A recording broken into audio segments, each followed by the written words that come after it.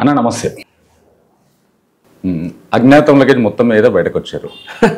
కానీ అజ్ఞాతం నుంచి బయటకు వచ్చిన తర్వాత మీడియా ముందుకు రావడానికి చాలా తక్కువ ఆస్కారం. ఇప్పటిదాకా ఎక్కడ ఒకటే రెండో ఇంటర్వ్యూస్ ఇచ్చారు తప్ప రాలేదు. ఎందుకు రాలేదు మీడియా ముందుకు? అంటే చేయాల్సిన పని చాలా ఎక్కువ ఉంది. అట్లానే మీడియా ముందుకు రాలేదు, కానీ ప్రజల ముందుకు రాకుండా అయితే లేను. తర్వాత అజ్ఞాతంలోకి వెళ్ళి వచ్చిన తర్వాత దగ్గర ఒక 50 నుంచి 60 పైన మీటింగ్లో పార్టిసిపేట్ చేసిన, దాంట్లో ఎక్కువ విగ్రహావిష్కరణ చేసిన, సదస్సులకి పాల్గొన్న, యాజిటేషన్స్ చేసిన. సో మీడియా ముందరికి రావడం అంటే మీ మీడియా ద్వారా ప్రజలకు మేము చేస్తున్న విషయం ఏందో తెలియజేయాలనేటువంటిది ఒక బాధ్యతగా మేము ఫీల్ అవుతాం కాబట్టి వస్తాం. ఇది చాలా తక్కువ మంది, అంటే గ్రౌండ్ లెవెల్లో వర్క్ చేసేవాళ్ళు తక్కువ, మీడియా లెవెల్లో పనిచేసే వాళ్ళు ఎక్కువ. ఈ మధ్య అట్లా అయిపోయింది. సో మేము ప్రజల లోపలికి పోయి పనిచేయాలనుకున్నాం కాబట్టి ఎక్కువ గ్రౌండ్ వర్క్ని ఇంట్రడ్యూస్ చేస్తున్నాం, అంతే తప్ప ఇంకేం లేదు. విగ్రహ ఆవిష్కరణ ఎందుకు చేస్తున్నారు అసలు? అంటే తెలంగాణలోనే ఎక్కువ జరుగుతుంది విగ్రహావిష్కరణ. ఇప్పుడు కర్ణాటక, మహారాష్ట్రలో చూసుకున్నట్టయితే కంపేర్ చేసుకుంటే చాలా తక్కువ ఉంటుంది. ఆంధ్రప్రదేశ్లో చూసుకున్నా చాలా తక్కువ ఉంటుంది. ఓన్లీ తెలంగాణలోనే విగ్రహావిష్కరణ మ్యాక్సిమం ప్రతి విలేజ్లో ఆ చౌరస్తాలో ఉండే ఆస్కారం ఉంది. ఎందుకు అలా చేస్తున్నారు అంటే చాలా మంచి క్వశ్చన్. బాబాసాహెబ్ అంబేద్కర్ గారి యొక్క సిద్ధాంతం మన తెలంగాణలో అంబేద్కర్ గారి సిద్ధాంతానికంటే ముందు మావో సిద్ధాంతం, మార్క్స్ సిద్ధాంతం, లెనిన్ సిద్ధాంతం, నక్సలైట్ యొక్క భావాజాలం, అంటే ఇన్స్టెంట్గా మనకు న్యాయం జరగాలంటే తుపాకీ పట్టుకుంటేనే న్యాయం జరుగుతుంది. అప్పుడున్నటువంటి పరిస్థితుల ప్రభావానికి బాబాసాహెబ్ అంబేద్కర్ గారు మిగతా రాష్ట్రాల కంటే మన దగ్గరికి చాలా లేట్గా వచ్చారనేది జగమెరిగిన సత్యం. అప్పుడు మనం అందరం కూడా అంబేద్కర్ గారి విగ్రహాల కంటే ఎక్కువగా కూడా తెలంగాణ పరిసర ప్రాంతాలలో అమరవీరుల స్తూపాలు ఉన్నాయి. అంటే దాని అర్థం ఏంటంటే ఆ భావజాలం ఎక్కువగా పనిచేసింది. So then after Babasaheb Ambedkar entered, ఆయన యొక్క చరిత్ర, ఆయన యొక్క త్యాగము, ఆయన చేసిన పని విధానము, ఆ వే ఆఫ్ పాత్లో ప్రజలు కూడా ప్రయాణం చేయాలి, ఆ సమాజానికి చదువు వచ్చిన తర్వాత తెలుసుకొని అంబేద్కర్ గారి ఆలోచన విధానంలో ప్రయాణం చేస్తున్నటువంటి సందర్భాలలో అంబేద్కర్ గారి విగ్రహాలు వెలుస్తున్నాయి. మీరు అన్నట్టుగా మహారాష్ట్ర అంటే ఆయన అక్కడే పుట్టిండు. బాబాసాహెబ్ అంబేద్కర్ గారు బ్రతికున్న కాలంలోనే మహారాష్ట్రలో అంబేద్కర్ గారి విగ్రహావిష్కరణ జరిగింది. సో అంటే ఆ భావాజాలం మన దగ్గరికి రావడంలో కొంచెం ఆలస్యమైంది, అంతే తప్ప ఇంకేం లేదు. బాబాసాహెబ్ అంబేద్కర్ గారు మొట్టమొదటిసారిగా పై చదువు చదవడానికి కానీ, ఆయన రాజ్యాంగంలో సవరణ కానీ మొట్టమొదటిసారిగా ఆయనకు వెసులుబాటు కల్పించిండేవారు ఛత్రపతి సాహు మహారాజు వాళ్ళ తండ్రి షియాజీ రాజా గాయక్వాడ్. అయితే ఆయన ప్రత్యేకించి వెసులుబాటు కలిగించడం కాదు. బరోడా సంస్థానపు మహారాజా అయినటువంటి షియాజీ రాజా గాయక్వాడ్ గారు అప్పుడు తన రాజ్యంలో నిష్ణార్థులైనటువంటి విద్యార్థులకు విదేశాలకు వెళ్ళి చదువుకునేటువంటి అవకాశాన్ని తన రాజ్యం ద్వారా కల్పించిండు. It is not specifically point out by doctor Babasaheb Ambedkar గారు.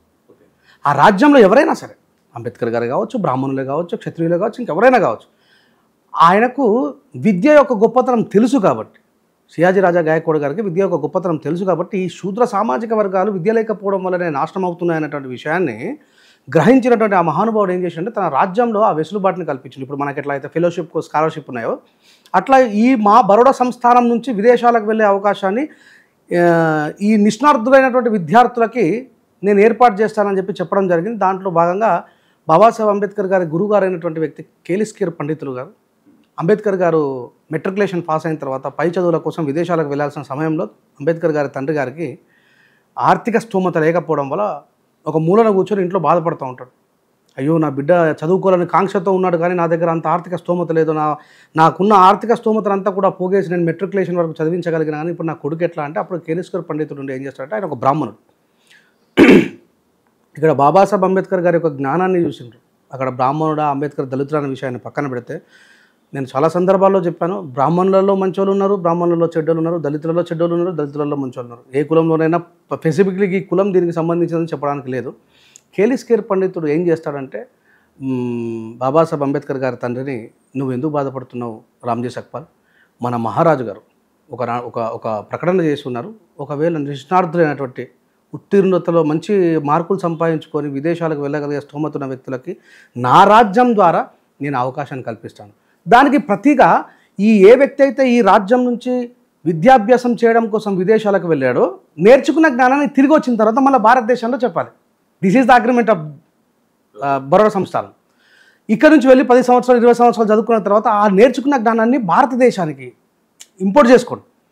అది జరిగింది బాబాసాహెబ్ అంబేద్కర్ గారి తర్వాత మధ్యలోనే బాబాసాహెబ్ అంబేద్కర్ గారిని పూర్తి చదువు ఫినిష్ కాకుండానే కొన్ని కుట్రపూరితమైనటువంటి వ్యవహారాలు చేసి షియాజీ రాజా గాయక్వాడ్ గారికి తెలియకుండానే ఆ ఆస్థానంలో ఉన్నటువంటి కొద్దిమంది లెటర్ రాసి నీకు స్కాలర్షిప్ ఇచ్చే పరిస్థితిలో లేదు, నువ్వు వెనకకు వచ్చాయని చెప్పడం, తర్వాత బాబాసాహెబ్ అంబేద్కర్ గారు పలు అవమానాలు పడడం, అదంతా జరిగింది. చరిత్ర చాలామందికి తెలిసిన విషయం. కానీ బాబాసాహెబ్ అంబేద్కర్ గారి విదేశాలకు వెళ్ళగలిగేటువంటి ఒక ఆర్థిక స్వలంబనని ఏర్పాటు చేసింది మాత్రం షియాజీ రాజా గాయక్వాడ్ గారు. కానీ మీ ప్రతి సభ ఎక్కడ చూసినా సరే బ్రాహ్మణుల పైన విమర్శించడం కానీ బ్రాహ్మణుల పైన ఉంటుంది. కాకపోతే అంబేద్కర్ గారు అంత పై స్థాయికి వెళ్ళడానికి ప్రధాన కారణం అక్కడ ఆయన ఉన్న ఫ్రెండ్స్ కానీ ఆయనకు సపోర్ట్ చేసిన వాళ్ళు బ్రాహ్మణులే. ఆయన పెళ్లి చేసుకున్న అమ్మాయి కూడా బ్రాహ్మణులే. కానీ మీరు ఆయన సిద్ధాంతం పట్టుకొని వీళ్ళని విమర్శించడం ఎంతవరకు? కొన్ని లైవ్ ఎగ్జాంపుల్స్ కానీ కొన్ని లైవ్లో జరుగుతున్న సంఘటనలు నేను ఎగ్జాంపుల్ చేసుకొని మాట్లాడతాను ఎప్పుడైనా సరే. బాబాసాహెబ్ అంబేద్కర్ గారు క్లియర్గా ఒక మాట చెప్తారు, Brahmins are not our enemies, Brahminism it's our enemy అంటాడు. బ్రాహ్మణులు మన శత్రువులు కాదు, కానీ బ్రాహ్మణిజమే మన శత్రువు అని అంటాడు. ఇక్కడ ఒక విషయాన్ని మనం చాలా స్పష్టంగా అర్థం చేసుకోగలిగితే, ఈ దేశంలో మరోసారి చెప్తున్నా, మీకు కావచ్చు నాకు కావచ్చు మన ముఖ్యమంత్రులైనటువంటి వ్యక్తులకు ఎవరికైనా వాళ్ళ తాతలకు చదువు రాదు. అక్కడ క్లియర్గా వాళ్ళు రాసుకున్న విషయం ఏంటంటే అధ్యయనం అధ్యాపకం బ్రాహ్మణ నామ కల్పయాత్. అధ్యయనం అంటే చదువు నేర్చుకోవడం, అధ్యాపకం అంటే చదువు నేర్పడం కేవలం బ్రాహ్మణుల సొత్తే. అందుకే మనం చిన్న ఉన్నప్పుడు కూడా పంతులు గారు అని అంటుంటే ఉపాధ్యాయులను. జస్ట్ ఒక్క 100 సంవత్సరాల క్రితానికి వెళ్ళి ఆలోచిద్దాం, మన తాతలకు ఎవరికి చదువు రాదు. ఏ స్కూల్లోనైనా పండితులు ఎవరు? బ్రాహ్మణులు మాత్రమే ఉండేవారు. అట్లాగే ఈ అన్టచబిలిటీని కూడా మీరు ఊర్లలో గమనిస్తే అత్యధికంగా బ్రాహ్మణులు మాత్రమే పాటించేవారు. ఈ రీసెంట్గా జరిగినటువంటి ఒక విషయం చెప్తా.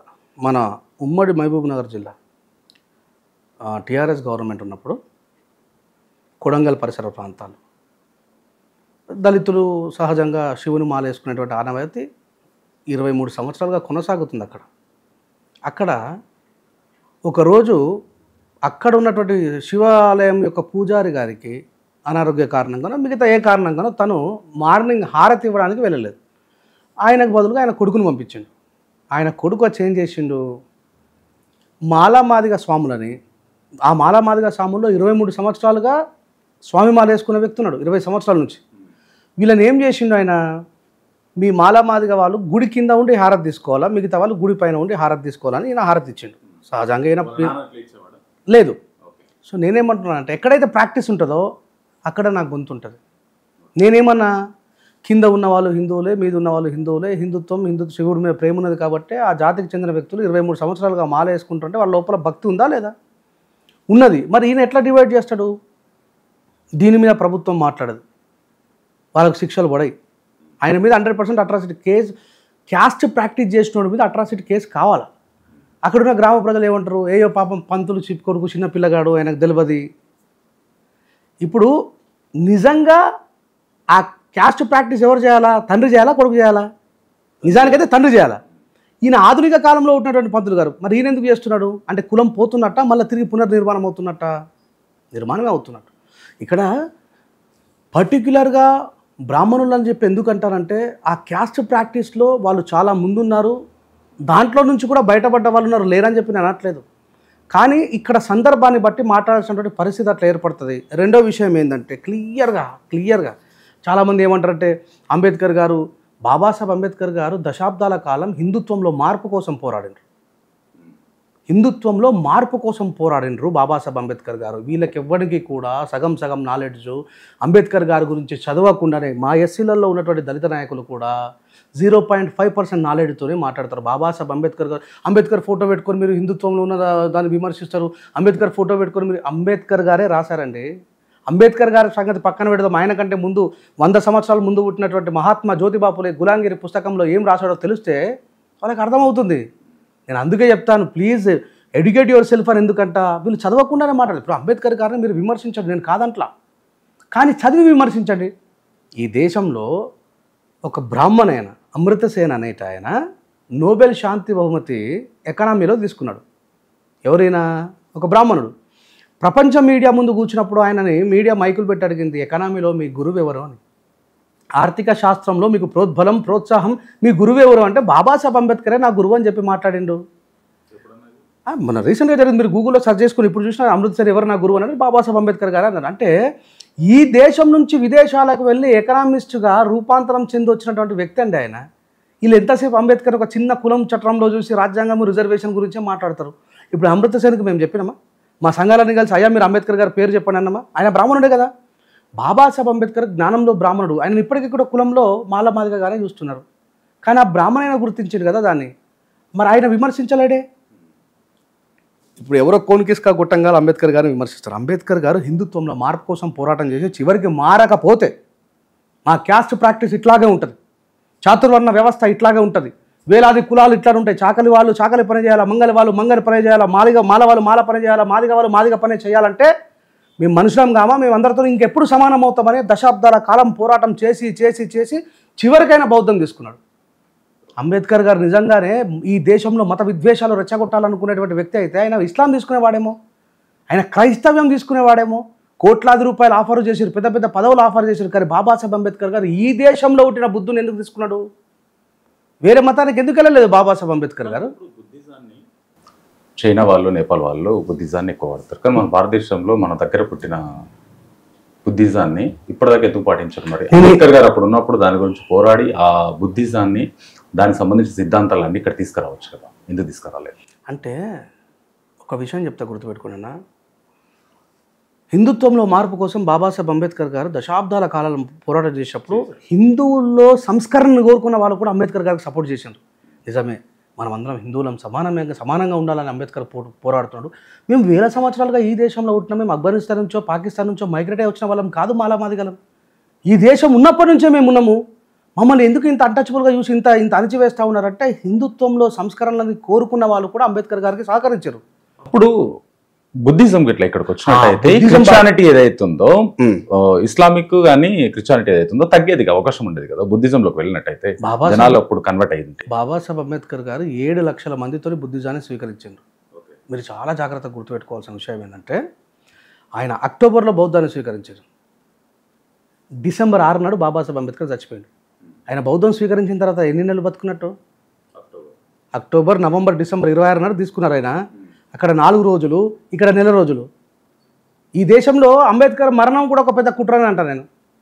ఇన్ని సంవత్సరాలు పోరాడిన అంబేద్కర్ ఎట్లా బతుకుతాడు?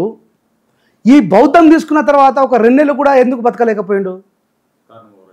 100% రకరకాల ప్రశ్నలు ఉన్నాయి, రకరకాల కారణాలు ఉన్నాయి. మీరన్నా ఇప్పుడు బ్రాహ్మణని పెళ్లి చేసుకోండి, బాబాసాహెబ్ అంబేద్కర్ ఇష్టంతో పెళ్లి చేసుకోవాలి. మీ ద్వారైనా సరే ఇలా సమాజానికి తెలవాలి. బాబాసాహెబ్ అంబేద్కర్ గారు డయాబెటిక్ పేషెంట్. రాజ్యాంగం రాయాల్సినటువంటి అవసరం వచ్చింది అంబేద్కర్ గారికి. వయసు సహకరిస్తలేదు, అప్పటికే 12-13 సంవత్సరాల నుంచి బాధపడుతుండు. ఆయనకు రోజు 3 సార్లు 4 సార్లు ఇన్సులిన్ తీసుకోవాల్సిన అవసరం ఏర్పడ్డది. ఇన్సులిన్ తీసుకోవాలంటే ఏం చేయాలా? రక్తంని చెక్ చేయాలా. ఇప్పుడంత టెక్నాలజీ లేదు కదా, రక్తం తీయాలా, తీసి చెక్ చేయాలా, దీంట్లో ఎంత ఇన్సులిన్ ఇప్పుడు మేము పంపించాలనే దాన్ని ఒక పద్ధతి ద్వారా చేయాలి.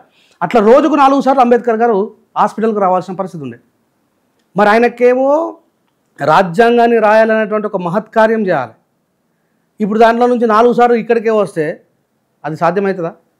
బాబాసాహెబ్ అంబేద్కర్ ఏమన్నా అంటే నేను ఎన్ని రోజులు బతికినా సరే ఈ 4 సార్లు మీ దగ్గరికి అచ్చుడు పోవడం అతను కాదు, నేను నా పని మీద నిమగ్నమై ఉంటా అంటే అక్కడ ఉన్నటువంటి డాక్టర్ గారు లేదు సార్, మీరు కంపల్సరీ 4 సార్లు ఇన్సులిన్ తీసుకోకపోతే పరిస్థితి విషమిస్తుంది, ఏ క్షణం ఏం జరుగుతుందో తెలియదు, కార్డియాక్ అరెస్ట్ కావచ్చు, లేదంటే పక్షవాతమే రావచ్చు, ఏమైనా జరగచ్చు అని అంటే అప్పుడు వీళ్ళంతా బాబాసాహెబ్ అంబేద్కర్ గారి మంచిని కోరుకొని మీ దగ్గర ఒక నర్సుని పెడతామని చెప్పంటే రాత్రనక పగలనక ఆ నర్సు నా వెంబడ తిరిగితే ఇన్ని సంవత్సరాల నుంచి నేనే తప్పుడు పేరు సంపాదించుకునే వ్యక్తిని నా మీద వేరే రకమైనటువంటి అలిగేషన్స్ అవుతాయంటే అప్పుడు ఆమె చెప్తుంది, నన్ను పెళ్లి చేసుకోండి, నన్ను పెళ్లి చేసుకోండి, మీరు ఈ దేశానికి ఒక మహానాయకుడు, ఒక అద్భుతమైనటువంటి రాజ్యాంగాన్ని నిర్మాణం చేసినటువంటి దాంట్లో నేను కూడా మీకు సహకరించిన, దాంట్లో నేను కూడా మీతో పాటు ఉన్నటువంటి ఒక మంచి పేరు నాకు వస్తుంది, ఇది ఒక దేశ సేవ లాంటిది అని ఆమె పెళ్లి చేసుకునేదే తప్ప బాబాసాహెబ్ అంబేద్కర్ గారు ఆమె మీద ఇష్టంతోనో మోజుతోనో చేసుకోలేదు.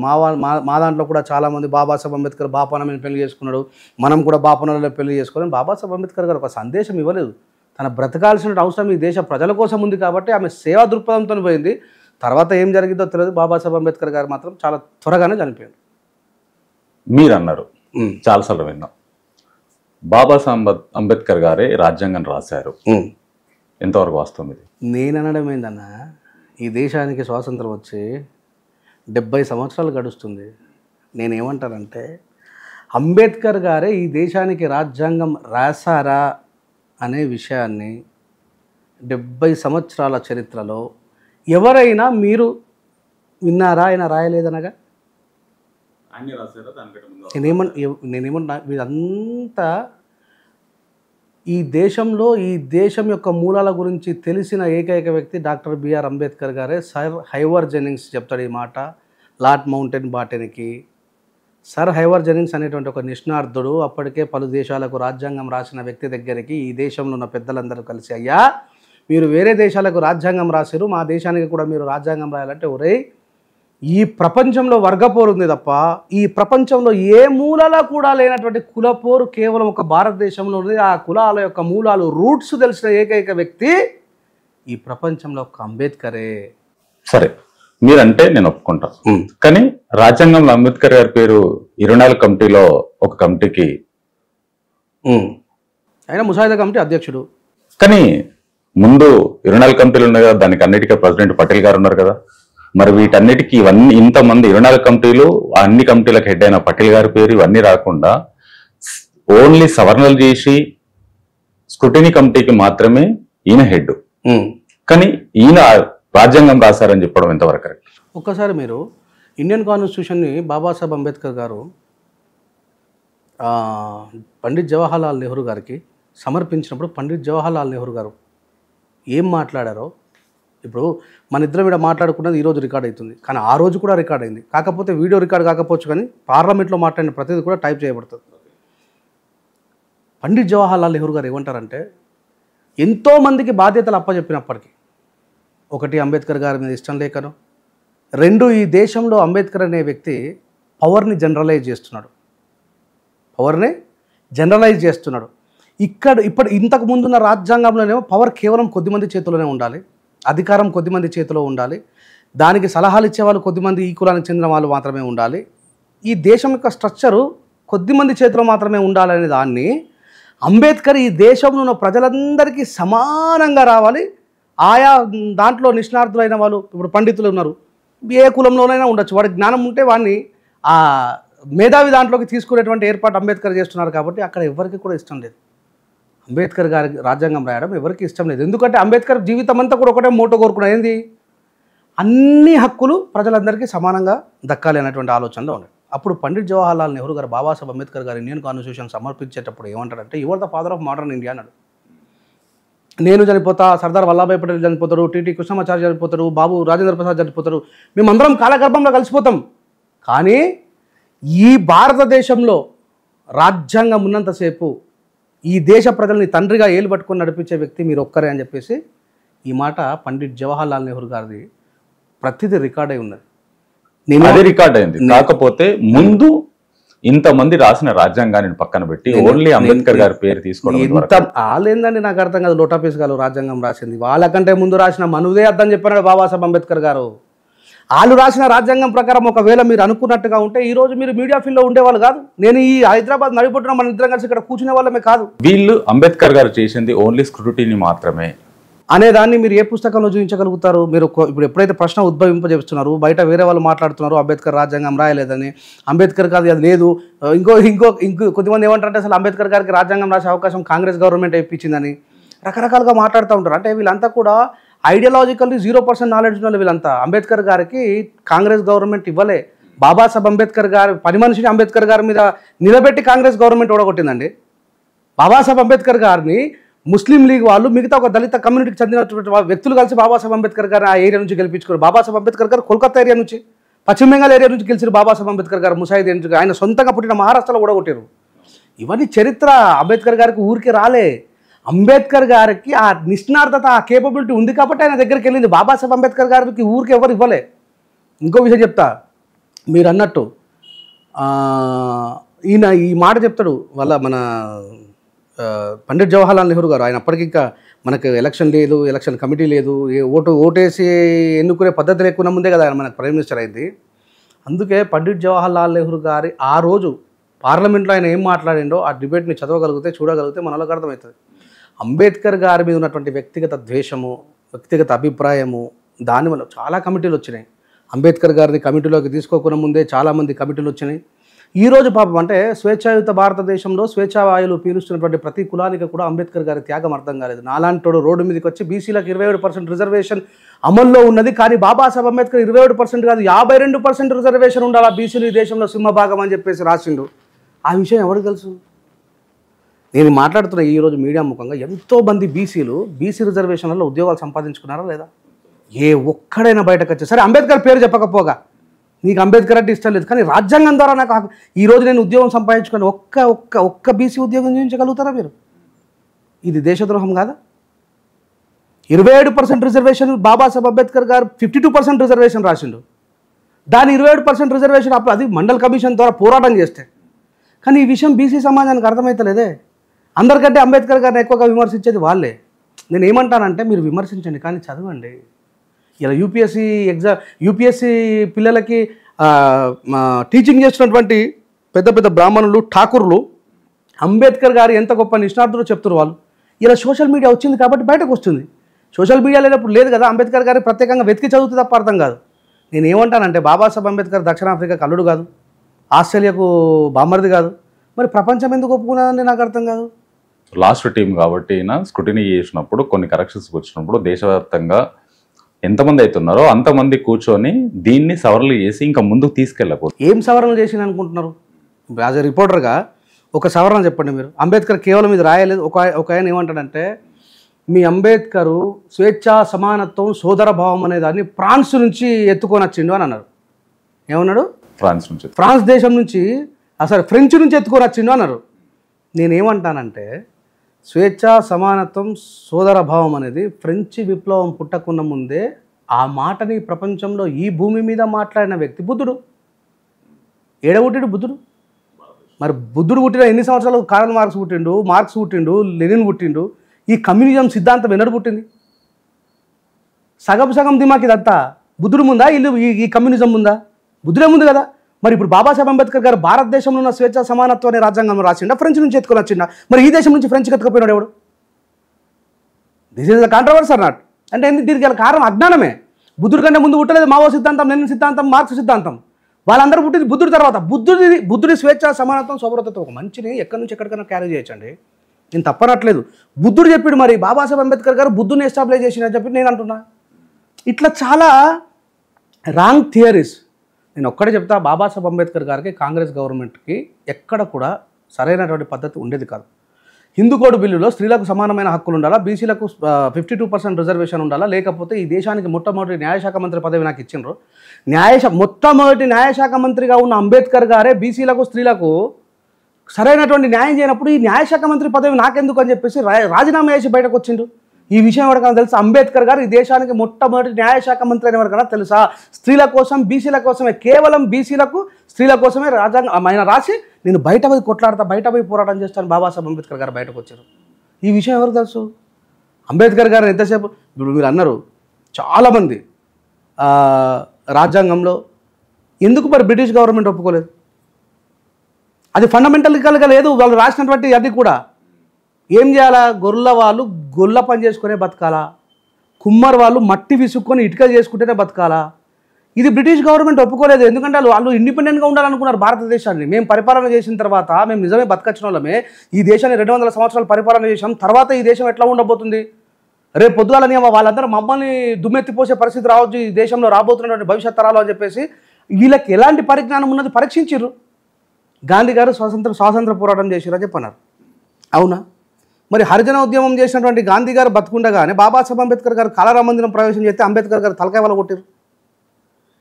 మా దళితుల నాయకుడు అని చెప్పి ఈ సందర్భంలో నేను మాట్లాడుతున్న ఒక మాట, మమ్మల్ని ఎందుకు గుళ్ళోకి రానియలేరండి? అంబేద్కర్ గారు బతుకునే కాలంలోనే గాంధీ గారు బతుకున్నారు, అందరం సమానం అన్నాడు. హరిజన ఉద్యమం నడిపిన గాంధీ బతుకుండగానే మా మీద రాళ్ళెందుకు వేసారు అంటున్నా. అది ఏ స్వాతంత్ర పోరాటం? ఏ ప్రజల స్వాతంత్ర పోరాటం? ఎవరు ఆయన పోరాటం ద్వారా ప్రైమ్ మినిస్టర్ అయ్యారు? ప్రధానమంత్రి ఎవరైంది ఆయన పోరాటం ద్వారా? ఒక బ్రాహ్మణేనే అయింది కదా. మరి ఇప్పుడు ఉన్న చరిత్ర నేను మాట్లాడద్దంటే ఎట్లా? ఇంతమంది స్వాతంత్రం కోసం పోరాడినప్పుడు అందరికీ బుల్లెట్లు తాగడము, కొట్టడము, తిట్టడం అన్నీ జరిగినాయి. కానీ గాంధీ గారికి ఒక్క బుల్లెట్ కానీ ఒక్క అటాక్ కానీ ఏది జరగకుండా శాంతియుతంగా వెళ్ళడం ఎంతవరకు కరెక్ట్? ఈయన గాంధీ గారికి బ్రిటిషర్స్ నుంచి పోరాటం చేయడానికి డబ్బు అక్కడి నుంచి తీసుకున్నాడు వచ్చింది అని చెప్పేసి కొన్ని వెబ్సైట్స్లో ఇప్పటికీ ఉంది. I don't want speak about of that. అది నాకు that is my none of business. నేను దాని గురించి మాట్లాడాల్సిన అవసరం లేదు. నేను ఎంతసేపు ఇప్పుడు ఇది ఇంకో కాంట్రవర్సీ దారితీస్తుంది. గాంధీ గారు డబ్బు తీసుకోవాలంటే నేను ఏమంటానంటే గాంధీ వల్ల మా సమాజానికి ఎలాంటి లాభం జరగలేదు. ఇది ఒక్కటి స్పష్టంగా చెప్పగలుగుతున్నాను. ఇక స్వాతంత్రం వచ్చిందా, మన ప్రైమ్ మినిస్టర్ ప్రధానమంత్రి వీళ్ళందరూ కలిసి కుమ్మక్కైనరా, బ్రిటిష్ వాళ్ళ దగ్గర డబ్బులు తీసుకున్నారా, భగత్ సింగ్ లాంటి వ్యక్తికి ఉరేసిండ్రు, గాంధీకి ఎందుకు ఉరేయలేరు అని చెప్పంటే ఈ దేశంలో ఉన్నటువంటి రాజకీయ బానిసని అడగల మాట. ఎందుకంటే నేను కాంగ్రెస్ పార్టీని కాదు, నేను టీఆర్ఎస్ పార్టీని కాదు, ఏ పార్టీని కాదు, నేను అభ్యుదయవాదిని, సమాజంలో మంచి జరగాలని చెప్పి కోరుకుంటున్నటువంటి వ్యక్తిని. మీరు మాట్లాడే దాంట్లో అర్థం ఉంది. అది కంపల్సరీగా మీరు ఎవరు పొలిటికల్ లీడర్లని అడగాలి. ఎందుకంటే గాంధీ ఈజ్ పొలిటికల్ లీడర్. మీరు అన్నట్టుగా చాలామందికి ఐఎన్స్ అంటే ఇండియన్ నేషనల్ కాంగ్రెస్ అని తెలియదు, కానీ వాళ్ళందరూ కూడా కాంగ్రెస్ జిందాబాద్ అనేటోళ్ళు ఉన్నారు. నేను ఇప్పుడు అట్లాంటి వ్యక్తులు తయారు చేసి పెట్టిన వాళ్ళు. ఇంకా మన బీజేపీల దగ్గరికి వచ్చేస్తే ఆయనకి వేరే విషయం అవసరం లేదు. అఖండ భారతదేశం కావాలా, అవునా కదా? ప్రతి నోటు పైన తీసుకున్నట్టయితే రకరకాలుగా కనిపిస్తుంది, కానీ అంబేద్కర్ గారి బొమ్మ ఎందుకు కనిపించదు? నన్ను అడిగితే నేను ఏమంటానంటన్నా, రిజర్వ్ బ్యాంక్ ఆఫ్ ఇండియా ఉండాలని చెప్పింది బాబాసాహెబ్ అంబేద్కర్ గారు. ఈ రోజు కాకపోయినా ఇంకా 100 సంవత్సరాలకైనా ఆయన గొప్పతనం తెలుస్తుంది. మనం జస్ట్ ఒక్కసారి వెనక్కి వెళ్ళి చూద్దామన్నా. ఒక 30 సంవత్సరాల క్రితం అంబేద్కర్ గారి గురించి చాలా తక్కువ మంది మాట్లాడటం. ఈవెన్ ఈరోజు దళిత నాయకులను పిలువబడుతున్న వాళ్ళు కూడా కమ్యూనిజం సిద్ధాంతం మాట్లాడారు, మావో సిద్ధాంతం మాట్లాడారు, నక్సల్ సిద్ధాంతం మాట్లాడారు, కానీ అంబేద్కర్ గారి గురించి మాట్లాడడానికి ఇష్టపడలేదు వాళ్ళు. ఎందుకంటే అటువైపు ప్రయాణం చేయలేదు. ఈరోజు మాట్లాడాల్సిన పరిస్థితి ఎందుకు? ఈరోజు మాట్లాడుతున్నారు. బాబాసాహెబ్ అంబేద్కర్ గారిని హిందూ కోడ్ బిల్లు ప్రవేశపెట్టినప్పుడు ఒక రచయితగా వచ్చి అడుగుతుంది. ఆయన రాజీనామా చేసి వచ్చి బయట లాంచ్లో కూర్చొని కాఫీ తాగుతూ ఉంటాడు. కాఫీ తాగుతూ ఉన్నప్పుడు వచ్చి ఆమె అడుగుతుంది, ఏంటి అంబేద్కర్ నువ్వు ఇంత ఈజీగా వచ్చి ఆడ అందరూ నీ మీద దిష్టి బొమ్మలు దారం చేస్తూ ఉన్నారు, స్త్రీలను పాయింట్లు వేసుకోమంటుండు, పైలట్లు కమ్మంటుండు, కంపెనీలకు సీఓలు కావాలంటూ అంబేద్కర్ గారు వచ్చి ఇదంతా కూడా మా సిద్ధాంతానికి విరుద్ధం, స్త్రీలందరినీ ఆగం చేసేటువంటి ఆలోచన, బయట దేశంలో అమెరికాలో దగ్గర పోయి చదువుకోవచ్చు, అంబేద్కర్ ఈ దేశంలో ఉన్నటువంటి స్త్రీలందరినీ ఆగం చేస్తున్నాడు అని చెప్పేసి అంబేద్కర్ గారు దిష్టి బొమ్మలు ఒక వైపు దానం చేస్తున్నారు పార్లమెంట్ బయట. కానీ నేను బయటకు వచ్చి లాంచ్లో కూర్చొని మంచిగా బ్లాక్ టీ తాగుతూ ఉన్నప్పుడు ఒక ఇంగ్లాండ్ రచయిత చదువుతుంది, అంబేద్కర్ అసలు నువ్వు ఏ సిస్టంలో ఉన్నావు నాకు అర్థమవుతలేదు, నీ మీద దిష్టి బొమ్మలు దానం చేస్తూ ఉన్నారు స్త్రీలు, నువ్వు ఆ స్త్రీల కోసమే రాజీనామా చేసావు అని చెప్పంటే ఆయన ఒక మాట చెప్తారు. ఈ రోజు కాకపోయినా హిందూ కోడ్ బిల్లు ద్వారా స్త్రీలకు మంచి జరుగుతాయనే విషయం ఎవరైతే నా దిష్టి బొమ్మలు దానం చేస్తున్నారో వాళ్ళ మన్మరాలు చదువుకున్న తర్వాత అంబేద్కర్ ఏం చేసిండో అర్థమవుతుంది అన్నాడు. ఈరోజు చాలామంది స్త్రీలు అంబేద్కర్ గారి గురించి మాట్లాడుతున్నారు. ఈ దేశంగా కూడా విదేశాలలో కూడా స్త్రీలకు ఏ రకమైనటువంటి హక్కులు ఇచ్చిన అనేది చట్టం తెలవాలి కదా. మొట్టమొదటిసారిగా స్వాతంత్రం వద్దు అని చెప్పి పోరాడిన వ్యక్తి అంబేద్కర్ గారు. ఎక్కడుంది అది? ఊరికే అంటే గాలి లో ఉంది. ఇప్పటికీ మన గూగుల్లో కొడితే మీకు వస్తుంది. అంబేద్కర్ గారు స్వాతంత్రం వద్దు అని బాబాసాహెబ్ అంబేద్కర్ గారు కొద్ది మందికి చెందిన స్వాతంత్రం వద్దు అన్నారు. స్వాతంత్రం వద్దు అని అనలే. ఇది కొద్ది మందికి చెందిన స్వాతంత్రంగా రూపాంతరం చెందుతుంటే మాత్రం నేను దానికి అడ్డుపడతా అన్నాడు. మొత్తం స్వాతంత్రం వద్దు అని చెప్పి ఆయన పోరాడింది. ఇప్పటికీ పార్లమెంట్ లో కొన్ని వెబ్సైట్స్ లో మనకు కొడితే దాంతో పాటు మీకు వస్తుంది గూగుల్లో. ఇప్పుడు టిల్ నౌ ఏమంటున్నా, ఈ రోజు అంబేద్కర్ గారే వద్దన్నారు దీన్ని. ఈరోజు నేను చెప్తా దానికి, ఆయన వారసుడుగా నేను బతికే ఉన్నాగా, నేను చెప్తా మీకు ఆన్సర్, మీకు చెప్తా, ప్రజలకు చెప్తా. వెబ్సైట్లో ఒకనాడు మనం వికీపీడియా ఓపెన్ చేసేటోళ్ళం, ఇలా దాన్ని నమ్ముతున్నాం, ఎన్సైక్లోపీడియాకు పోతున్నాం. అంటే దీంట్లో కూడా వాట్సాప్ యూనివర్సిటీ వచ్చిన తర్వాత గత 9 సంవత్సరాలుగా ఏం జరుగుతుందో భారతదేశం అంతా చూస్తుంది. అబద్ధాన్ని ఎంత స్పీడ్గా ప్రజల్లోకి తీసుకుపోతున్నారు. బాబాసాహెబ్ అంబేద్కర్ గారు ఏ రకమైనటువంటి వ్యక్తులకు చెందిన స్వాతంత్రం వద్దన్నారో మీకు క్లారిటీ ఇస్తాను. స్వాతంత్ర పోరాటం జరుగుతూ ఉన్నది, బ్రిటిష్ వాళ్ళు ఒకవైపు సన్నగిల్లుతూ ఉన్నారు, ఇక మేము భారతదేశాన్ని రూలింగ్ చేసే పరిస్థితుల్లో లేము, ఇక దీన్ని అణచివేయడం కంటే వాళ్ళకి సరెండర్ రావడమే బెటర్ అనేటువంటి పరిస్థితులలో ఈ దేశంలో సంస్కరణలు ఎట్లా ఉండబోతున్నాయి అనేది ఈ దేశాన్ని పరిపాలించినటువంటి లార్డ్ మౌంటెన్ బాటన్ అడుగుతాడు. ఓటు హక్కు ఉండాలా ఈ దేశంలో, ఇది ప్రజాస్వామ్య దేశం అనిపించుకోవాలంటే ఓటు హక్కు ఉండాలని అంటారు. ఈ సందర్భంలో ఈ పెద్దలందరూ కలిసి ఒక మీట్లో కూర్చొని ఉంటారు. ఏ రకమైనటువంటి స్వాతంత్రం అంబేద్కర్ గారు అద్దన్నారనే దానికి ఆన్సర్ చెప్తున్నారు. జవహర్లాల్ నెహ్రూ, సర్దార్ వల్లభాయ్ పటేల్, వీళ్ళందరూ కూర్చొని ఒక్కొక్కరు వాళ్ళ యొక్క ఈ దేశంలో ఇదంతా 1930కి ముందు జరుగుతున్నటువంటి విషయం 5 ఎకరాల భూమి పట్టా ఉన్న వాళ్ళకు మాత్రమే ఓటు హక్కు ఉండాలని ఒక మేధావి చెప్తారు. 1930 సంగతి పక్కన పెడితే 2024లో కూడా 65 to 75% ప్రజలకి అసలు భూమే లేదు. ఆ లెక్కన ఆ రోజు బ్రిటిష్ గవర్నమెంట్ వాడు ఒప్పుకొని ఉంటే 1932 కంటే ముందు 5 ఎకరాల భూమి పట్టా ఉన్న వాళ్ళకి మాత్రమే ఓటు హక్కు కావాలని ఒక నిష్ణార్థుడు, గొప్ప వ్యక్తి, స్వాతంత్ర సమరయోధుడు అని మాట్లాడుతున్న వ్యక్తి ఆయన యొక్క మెమోరండాన్ని పెట్టిండు. ఆ మెమోరండాన్ని ఒకవేళ బ్రిటిష్ గవర్నమెంట్ వాళ్ళు యాక్సెప్ట్ చేస్తుంటే 5 ఎకరాల భూమి పట్టా ఉన్న వాళ్ళకే ఓటు హక్కు వస్తే మీకు నాకు ఇప్పటికి 2024లో కూడా 75% భూమి లేని వాళ్ళకు ఓటు హక్కు వచ్చినా మరి ఆయన కోరుకున్న స్వాతంత్రం ఏ ప్రజలది? 5 ఎకరాల భూమి పట్టా వాళ్ళదేనా కాదు?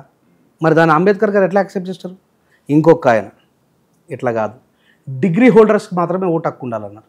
అప్పుడు ఎవరు ఉండేవాళ్ళు, కోరికొక్కరు కూడా ఉండేవాళ్ళు కాదు. 1932లో ఈ దేశంలో ఏ ప్రజలకు చదువుకునే అధికారం ఉండే? అంత స్తోమత వరకు ఉండే.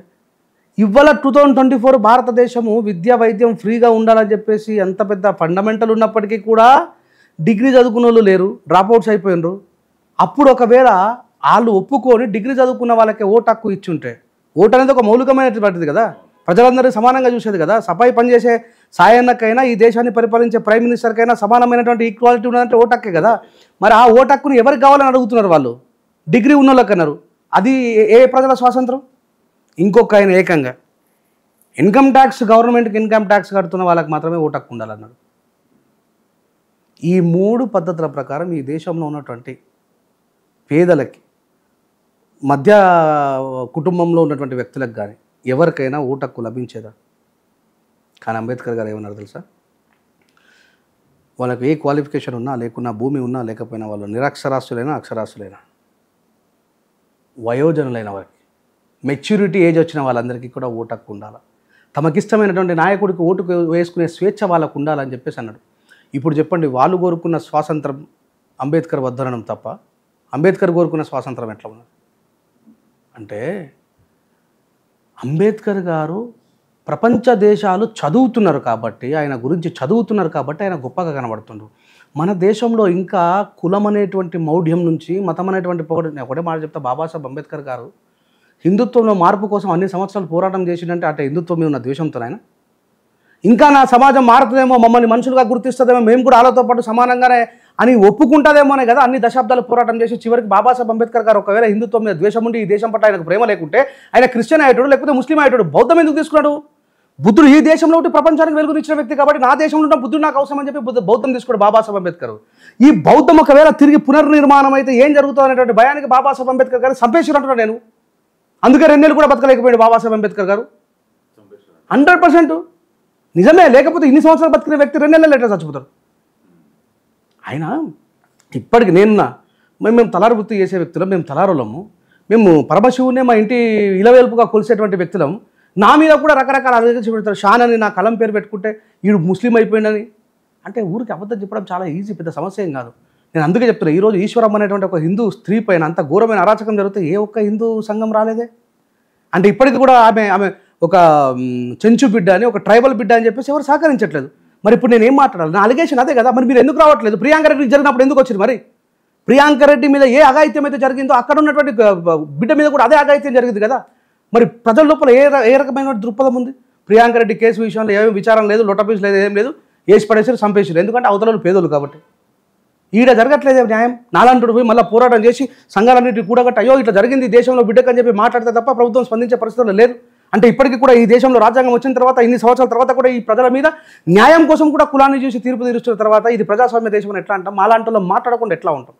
మాట్లాడాలి. తప్పు జరిగే దగ్గర 100% మాట్లాడినా. ఇక్కడే కాదు, మన రీచ్ చాలా సందర్భాలు చెప్పిన.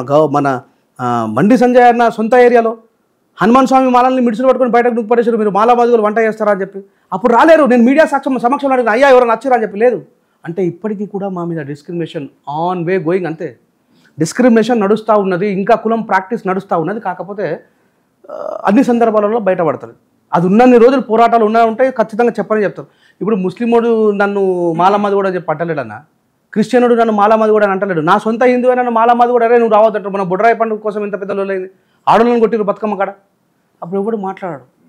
మరి రంజారా రాజేష్ హిందూ వ్యతిరేకిని కాదురా, హిందుత్వంలో ఉన్నటువంటి మూఢత్వానికి వ్యతిరేకిని, హిందూ అనేటువంటి పేరు మీద మాపై జరుగుతున్న అజాయిషి మీద అంటరానితనంకు వ్యతిరేకతని అది చేస్తున్నా, అది అర్థం చేసుకోలేదు. ఎంతసేపు మాట్లాడుతూ బాపలను ఎందుకు తిట్టాల్సి నేను? అందరు బాపలను తిడతారు. మరి కేలీస్కర్ పండితుడు మహానుభావుడు బాబాసాహెబ్ అంబేద్కర్ లాంటి వ్యక్తిని ఈరోజు విదేశాలకు తీసుకుపోయిన ఆయనకు సాష్టాంగ ప్రణామం చేస్తామని చెప్పి ఎందుకు అంటున్నాం? కులం మీద ద్వేషం లేదు, వాడు చేసే తప్పును బట్టి మాత్రమే మాట్లాడతాం. కానీ ఇప్పుడు మామూలుగా మనం ఒక 10th క్లాస్ పేపర్ తీసుకున్నట్టయితే తయారు చేయడానికి ఒక 10 మంది టీచర్లు కూర్చుంటారు అన్న. మనిషి మొట్టమొదటి ఒక స్టెప్ ఎక్కడానికి, పిల్లవాడి నుంచి ఒక స్టేజ్కి ఎక్కడానికి, 10వ తరగతి పాస్ అవ్వడానికి ఒక 50 మంది కూర్చొని పేపర్ తయారు చేస్తారు. దాని సవరణలు కూడా ఉంటాయి. అలాంటి 50 మంది కూర్చొని 10th క్లాస్ పేపర్ రెడీ చేసే సిచ్యువేషన్ ఈరోజు ఉంది. అంబేద్కర్ గారు ఇంత పెద్ద రాజ్యాంగాన్ని ఒక్కడే రాసడానికి ఎలా ఒప్పుకుంటారు? ఎంతవరకు కరెక్ట్? ఎందుకంటే ఇంతమంది ఉన్నప్పుడు ఇంతమందిని ఇన్ని కమిటీస్ 24 కమిటీస్ కూడా పక్కన పెట్టి ఈయన లాస్ట్ జస్ట్ ఫైనలైజ్లో కూర్చొని చేసినందుకు ఆయన్నే మొత్తం రాసాడని చెప్పడానికి ఎంతవరకు కరెక్ట్? ఒక మిత్రుడు ఒక క్వశ్చన్ అడిగినాను. అంబేద్కర్ గారు కొన్ని పుస్తకాలు తీసుకొని వాళ్ళ నుంచి రిఫర్ చేస్తున్న సందర్భంలో పక్కన కూర్చొని ఒక ఆయన రాసిండు. నేను చెప్తా, నేను ఒక విషయం చాలా స్పష్టంగా చెప్తాను మీకు. ఇప్పుడు మీరు ఒక భూమిని కొనుగోలు చేస్తారు మంచిగా, అంటే సాధారణంగా అందరికీ అర్థమయ్యే భాషలో మాట్లాడుతారు. మీరు ఒక భూమిని కొనుగోలు చేస్తారు, ఆ భూమికి మీరు డబ్బులు కడతారు, ఆ భూమికి సంబంధించినటువంటి సర్వే నెంబర్లు అవన్నీ కూడా ఒక టైపిస్ట్ దగ్గర తీసుకొని టైప్ చేయిస్తారు, రైట్? ఆ టైపిస్ట్ వాటన్నింటినీ టైప్ చేసిన తర్వాత రిజిస్ట్రేషన్ ఆఫీస్కి వెళ్తారు. రిజిస్ట్రేషన్ ఆఫీస్లో రిజిస్టర్ గారి ముందర కొద్దిమంది సాక్షులు సంతకాలు పెడతారు, రిజిస్టర్ గారు సంతకం పెడతారు. ఇప్పుడు కొద్దిమంది అలిగేషన్ ఎట్లా ఉందంటే, ఆ సాక్షి సంతకాలు పెట్టిన వాళ్ళు కూడా ఆ ల్యాండ్కు ఓనర్లమా అంటే ఎట్లా నడుస్తుంది? ముసాయిదా కమిటీలో క్లియర్గా, అందుకే చెప్తాను నేను ఏమంటే, పార్లమెంట్లో today available first round table కాన్ఫరెన్స్లో ఇండియన్ కాన్స్టిట్యూషన్ సమర్పించినప్పుడు మీకు యూట్యూబ్లో కూడా కనబడుతుంది. ఎవరెవరు ఏమేమి మాట్లాడారో చాలా క్లియర్గా ఉంది. బాబాసాహెబ్ అంబేద్కర్ గారికి సహకరించిండ్రే తప్ప ఆయన రాయడం ఇష్టం లేని వాళ్ళు. ఇంకో మాట చెప్తున్నా, మంచి గుర్తుపెట్టుకుని నేను చెప్తున్నా. సర్ హైవర్ జెన్నింగ్స్ అంబేద్కర్ గారి తర్వాత, అంబేద్కర్ గారి కంటే ముందు చాలామంది చదువుకున్న వాళ్ళు ఉన్నారు కదా, ఉన్నారా లేదా? దాంట్లోనే భాగంగా ఒక ఆయన అలిగేషన్ చేస్తున్నాడు, బిఎన్ రావు రాసిండు. అవునా? మరి వాళ్ళు రాసిన రాజ్యాంగాన్ని ఎందుకు ఒప్పుకోలేరు వాళ్ళు? వాళ్ళందరూ కమిటీలో ఉన్నప్పుడు లాస్ట్ ఒక్కొక్క కమిటీ ఒక్కొక్క కోణంలో ఏర్పాటు చేయడం జరిగింది. మనం దాని మీద పూర్తి నిష్ణార్థత కావాలంటే ఢిల్లీలో కూర్చొని మీరు అటొక కెమెరా నేను ఇటొక కెమెరా పెట్టుకొని దాని మీద పూర్తి సమీక్ష జరపాలి. అది ఒక్క దెబ్బతో మేము మాట్లాడేది కాదు. కానీ నేనేమంటానంటే, ఆ రోజున్న ప్రభుత్వం కూడా అంబేద్కర్ గారిని మెచ్చుకొని మెడలేసుకునేది కాదు. అంబేద్కర్ గారు అంటే అసలే ఇష్టం లేని ప్రభుత్వం. కాకపోతే ఈ దేశంలో అందరికంటే ఎక్కువ చదువుకున్నాడు కాబట్టి ఆయన రాయేస్తేనే ఈ దేశంలో ఉన్నటువంటి ప్రజలందరికీ సమానమైన హక్కులు ఉంటాయని బ్రిటిష్ వాళ్ళ ఒత్తిడి మేరకు ప్రజల్లో నుంచి వచ్చినటువంటి ఆ ఎన్నికల ప్రక్రియ మేరకు అంబేద్కర్ గారు దాంట్లోకి ఎంటర్ అయ్యారు తప్ప, నేనేమంటానంటే ఇండియన్ కాన్స్టిట్యూషన్ యాజ్ ఎ రిపోర్టర్గా ఉన్నటువంటి మీరు కావచ్చు, ఏ రిపోర్టర్కైనా ఎవరికైనా సరే ప్రథమ పేజీ కూడా చదవరాదు మనకు. We are not Indians as per Indian constitution. మీకు కావచ్చు, నాకు కావచ్చు. ఇప్పుడు తక్కువని భారత రాజ్యాంగం ప్రథమ పేజీ చదవమని చెప్పి చదువుతాం మనం. ఎందుకంటే మనకు అది చదివిపోయారు స్కూల్. అసలు రాజ్యాంగం అంటే ఏదో తెలియదు, దాంట్లో ఎన్ని సవరణలో తెలియదు, దాంట్లో ఎన్ని ఆర్టికల్స్ ఉన్నాయో తెలియదు. ఈ దేశంలో మేము భారత ప్రజలమైనటువంటి మేము భారత రాజ్యాంగంలో ప్రథమ పీఠిక కూడా తెలియదు అని చెప్పంటే మనం ఏం భారతీయులము? ప్రతి దేశంలో రాజ్యాంగం గురించి కనీసం 10 ప్రధాన సూత్రాలు తెలిసి ఉంటాయి. అంటే ఎడ్యుకేషన్ సిస్టమ్ తప్పంట. 100% తప్పు. నేను ఏమంటా, ఇండియన్ కాన్స్టిట్యూషన్ చదివించాలని చెప్పంటున్నా నేను. ఇండియన్ కాన్స్టిట్యూషన్ ఏమని రాసిండు? స్వేచ్ఛ, సమానత్వం, సౌభ్రతత్వం, సోదరభావం, కులమత లింగ వర్గ విభేదాలు లేకుండా భారతీయులమైనటువంటి అందరం మేము మా కోసం మేము రాసుకున్న రాజ్యాంగం అన్నాడు బాబాసాహెబ్ అంబేద్కర్. ఎక్కడ సంతకం పెట్టలే ఇది నేను రాసిన రాజ్యాంగం అని. భారత ప్రజలమైన మేము అన్నాడు, we the people of India. Ambedkar garu ఎంత నిస్వార్థపరులు చూడండి. ఇక్కడ అర్థమైతే ఆయన ఎంత గొప్పడు. ఆయన ఎక్కడ కూడా నా సొంత పేరు రావాలని చెప్పి డబ్బా కొట్టుకోలేదు. We the people of India, భారత ప్రజలమైనటువంటి మేము మా కోసం మేము రాసుకున్నామని చెప్పన్నారు. మనం దాని లోపలికి వెళ్ళి చూస్తే కదా అర్థమయ్యేది. ఆర్టికల్ 340 గురించి ఎంతమంది బీసీలకు తెలుసు? ఎస్సీలలో చాలామందికి కూడా ఆర్టికల్ 341 తెలియదు. నిన్నగాక మొన్న బీజేపీ గవర్నమెంట్లో వచ్చింది ఎకనామికల్ వీకర్ సెక్షన్. అంతకంటే ముందు ఎకనామికల్ బ్యాక్వర్డ్ క్యాస్ట్ అని ఉండేది. 10% రిజర్వేషన్ ఇచ్చారు తెలుసా ఎవరికైనా? మనం దేశద్రోహులం అని చెప్తున్నా. 99.99% ప్రజలందరూ కూడా దేశద్రోహులే. రాజ్యాంగం తెలియకపోవడమే పెద్ద తప్పు అంటున్నా. ఎందుకంటే చాలా మంది ఇప్పుడు ఐఏఎస్ ఆఫీసర్లు జేడి లక్ష్మీనారాయణ గారు కానీ వీళ్ళు నారాయణ గారు కానీ వీళ్ళందరూ ఎడ్యుకేషన్ సిస్టమ్ తప్పు, ఇది ఉండేది ఇలా కాదు, దాని మీద పోరాడుతున్నారు ఇప్పుడు కూడా. వాళ్ళు ఎప్పుడైనా అంబేద్కర్ గారి గురించి తప్పు మాట్లాడడం విన్నారా మీరు? ఎందుకంటే వాళ్ళు they are not a lack of knowledge. వాళ్ళకి దిమాగ్ లేక కాదు, వాళ్ళకి తెలుసు అంబేద్కర్ అనేటువంటి ప్రజ్ఞావంతుడు ఎట్లా ఏ సిస్టమ్ ప్రకారం ఎట్లా తయారు చేసిన విషయం తెలుసు వాళ్ళకి. నేను ఏమంటానంటే 70 సంవత్సరాల భారతదేశంలో మొన్న జస్ట్ 10 సంవత్సరాల నుంచి కదా బీజేపీ గవర్నమెంట్ పరిపాలిస్తుంది. అంతకుముందు ఎక్కువ భాగం పరిపాలించింది ఎవరు? కాంగ్రెసే కదా. మరి అంబేద్కర్ గారి మీద ఇష్టం లేదు కాంగ్రెస్కు. వాళ్ళు మొత్తం ఎన్నో పుస్తకాలు రాసి చాలా అంబేద్కర్ రాయలేదు, ఆడు రాసింది ఈడు రాసింది అంత అబద్ధం అని చెప్పి వాళ్ళే కదా ప్రచారం చేస్తుండే. వాళ్ళు ఎందుకు చేయలేరు? మరి ఇందిరాగాంధీ గారు ఎందుకు చేయలేదు? అంతకుముందు ఉన్నటువంటి పండిట్ జవహర్లాల్ నెహ్రూ గారు ఎందుకు చేయలేరు? ఎందుకంటే నిజం వాళ్ళకి తెలుసు. ఈరోజు వాళ్ళు ఎవరు కూడా బతికినాడు, మనం పోయి ఆయన దగ్గర మైక్ పెట్టి మాట్లాడదామంటే. అందుకే కదా ఇప్పుడు ఆలిగేషన్ స్టార్ట్ చేసింది. కానీ ఆ రోజు వాళ్ళు మాట్లాడిన మాటలు రికార్డు ఉన్నాయి, వాళ్ళు మాట్లాడినటువంటి మాటలు టైప్ చేసినటువంటివి ఉన్నాయి. కాన్స్టిట్యూషన్ అసెంబ్లీ డిబేట్ అప్పటి నుంచి ఇప్పటి వరకు రాష్ట్రం. అందుకే నేను ఏమంటే పార్లమెంట్ వరకు పోగలగాలి, పోతే తెలుస్తుంది. వీళ్ళ టార్గెట్ అంతా బాబాసాహెబ్ అంబేద్కర్ గారి సమతావాదమే. వీళ్ళకి అర్థమవుతుంది. చాలామంది విమర్శించే వాటి వ్యక్తులకు కూడా విమర్శించే హక్కును కూడా ఆయన ఇచ్చాడు అన్న. ఇంకోటి, అంబేద్కర్ గారు చదువుకున్న ఎన్ని డిగ్రీలు వచ్చినాయి? ఎన్ని డిగ్రీలు చదువుకున్నారు? 32 డిగ్రీలు ఉన్నాయి బాబాసాహెబ్ అంబేద్కర్ గారికి. కావాలంటే ఇప్పుడే నా ఫోన్లోనే ప్రతి డిగ్రీ క్లియర్గా మీకు చూపిస్తా. 32 డిగ్రీలు. ఎస్. డిగ్రీస్ డాక్టరేట్ ఇచ్చినవా, ఆయన చదువుకున్నవా? ఆయనకు ఆయన చదువుతారే కదా డాక్టరేట్ ఇస్తారు. ఎట్లా ఇస్తారు? ఈ దేశంలో మీరు ఒక జర్నలిస్టు, నేను మిమ్మల్ని ఒక క్వశ్చన్ అడుగుతాను. 32 డిగ్రీస్ ఉన్నాయి. ఎన్ని సంవత్సరాలు చదివారు ఈయన? బాబాసాహెబ్ అంబేద్కర్ గారు కొలంబియా విశ్వవిద్యాలయంలో వాళ్ళ గురువు గారు ఏమంటారంటే, ఈయనకు చాలా తక్కువ సమయం ఉంటుంది. ఒక డిగ్రీ చేయాలంటే సహజంగా ఎన్ని సంవత్సరాలు చదవాలి? 3 years. 3 years PhD. కానీ బాబాసాహెబ్ అంబేద్కర్ గారు రిక్వెస్ట్ చేసుకున్నారు, నాకు సమయం చాలా తక్కువ ఉంది సార్, 2 సంవత్సరాల 9 నెలల 5 డిగ్రీలు పాస్ అయినా. నేను ఊకదంపుడు చెప్తుంది కాదు, మీరు గూగుల్లో కూడా చూసుకోండి, ఆయన గురువు గారితో సహా వస్తుంది. ఆయన రిక్వెస్ట్, వాళ్ళు ఊరికే అవకాశం ఇవ్వలే నిజంగా. ఇప్పుడు గూగుల్లో కొట్టేదానికంటే ఇంగ్లీష్ లండన్ వాళ్ళు రాసిన ఆర్టికల్లోనే క్లియర్ కొన్ని ఉన్నాయి. ఉత్తర డాక్టర్ తెచ్చుకున్నాడనే. కానీ ఆయన అప్పుడే దీనిపైన ఒక తప్పు చేశాడు అని చెప్పేసి మా దగ్గర అవి కూడా ఉన్నాయి, డీటెయిల్స్ కూడా ఉన్నాయి, గూగుల్లో చూపిస్తుంది. ఇప్పుడు ఏం తప్పు చేసిండని? ఒకటి టీసీ, ఇటు అమెరికాలో లండన్లో ఎట్ ఏ టైం సబ్మిట్ చేసాడు. ఎన్ని సంవత్సరాలు చదివాడు లండన్లో, ఎన్ని సంవత్సరాలు అమెరికాలో చదివాడు? మీరు చెప్పండి కదా, మీ దగ్గర అలిగేషన్స్ ఉన్నాయి, మా దగ్గర రికార్డ్స్ ఉన్నాయి అంటారు. మీరు చెప్పండి, అమెరికాలో ఎన్ని సంవత్సరాలు చదివిండు, అమెరికాలో ఎన్ని సంవత్సరాలు చదివిండు, న్యూజిలాండ్లో ఎన్ని సంవత్సరాలు చదివిండు? బొంబాయి యూనివర్సిటీలోనే 1912లో, MA Columbia university America 1950. 15 same TC ఇక్కడ నుంచి తీసుకెళ్ళిన టీసీ ఇదే యూనివర్సిటీ సబ్మిట్ చేసిండు. నెక్స్ట్ ఎంఎస్సికి London school of economy London 1921 same TC.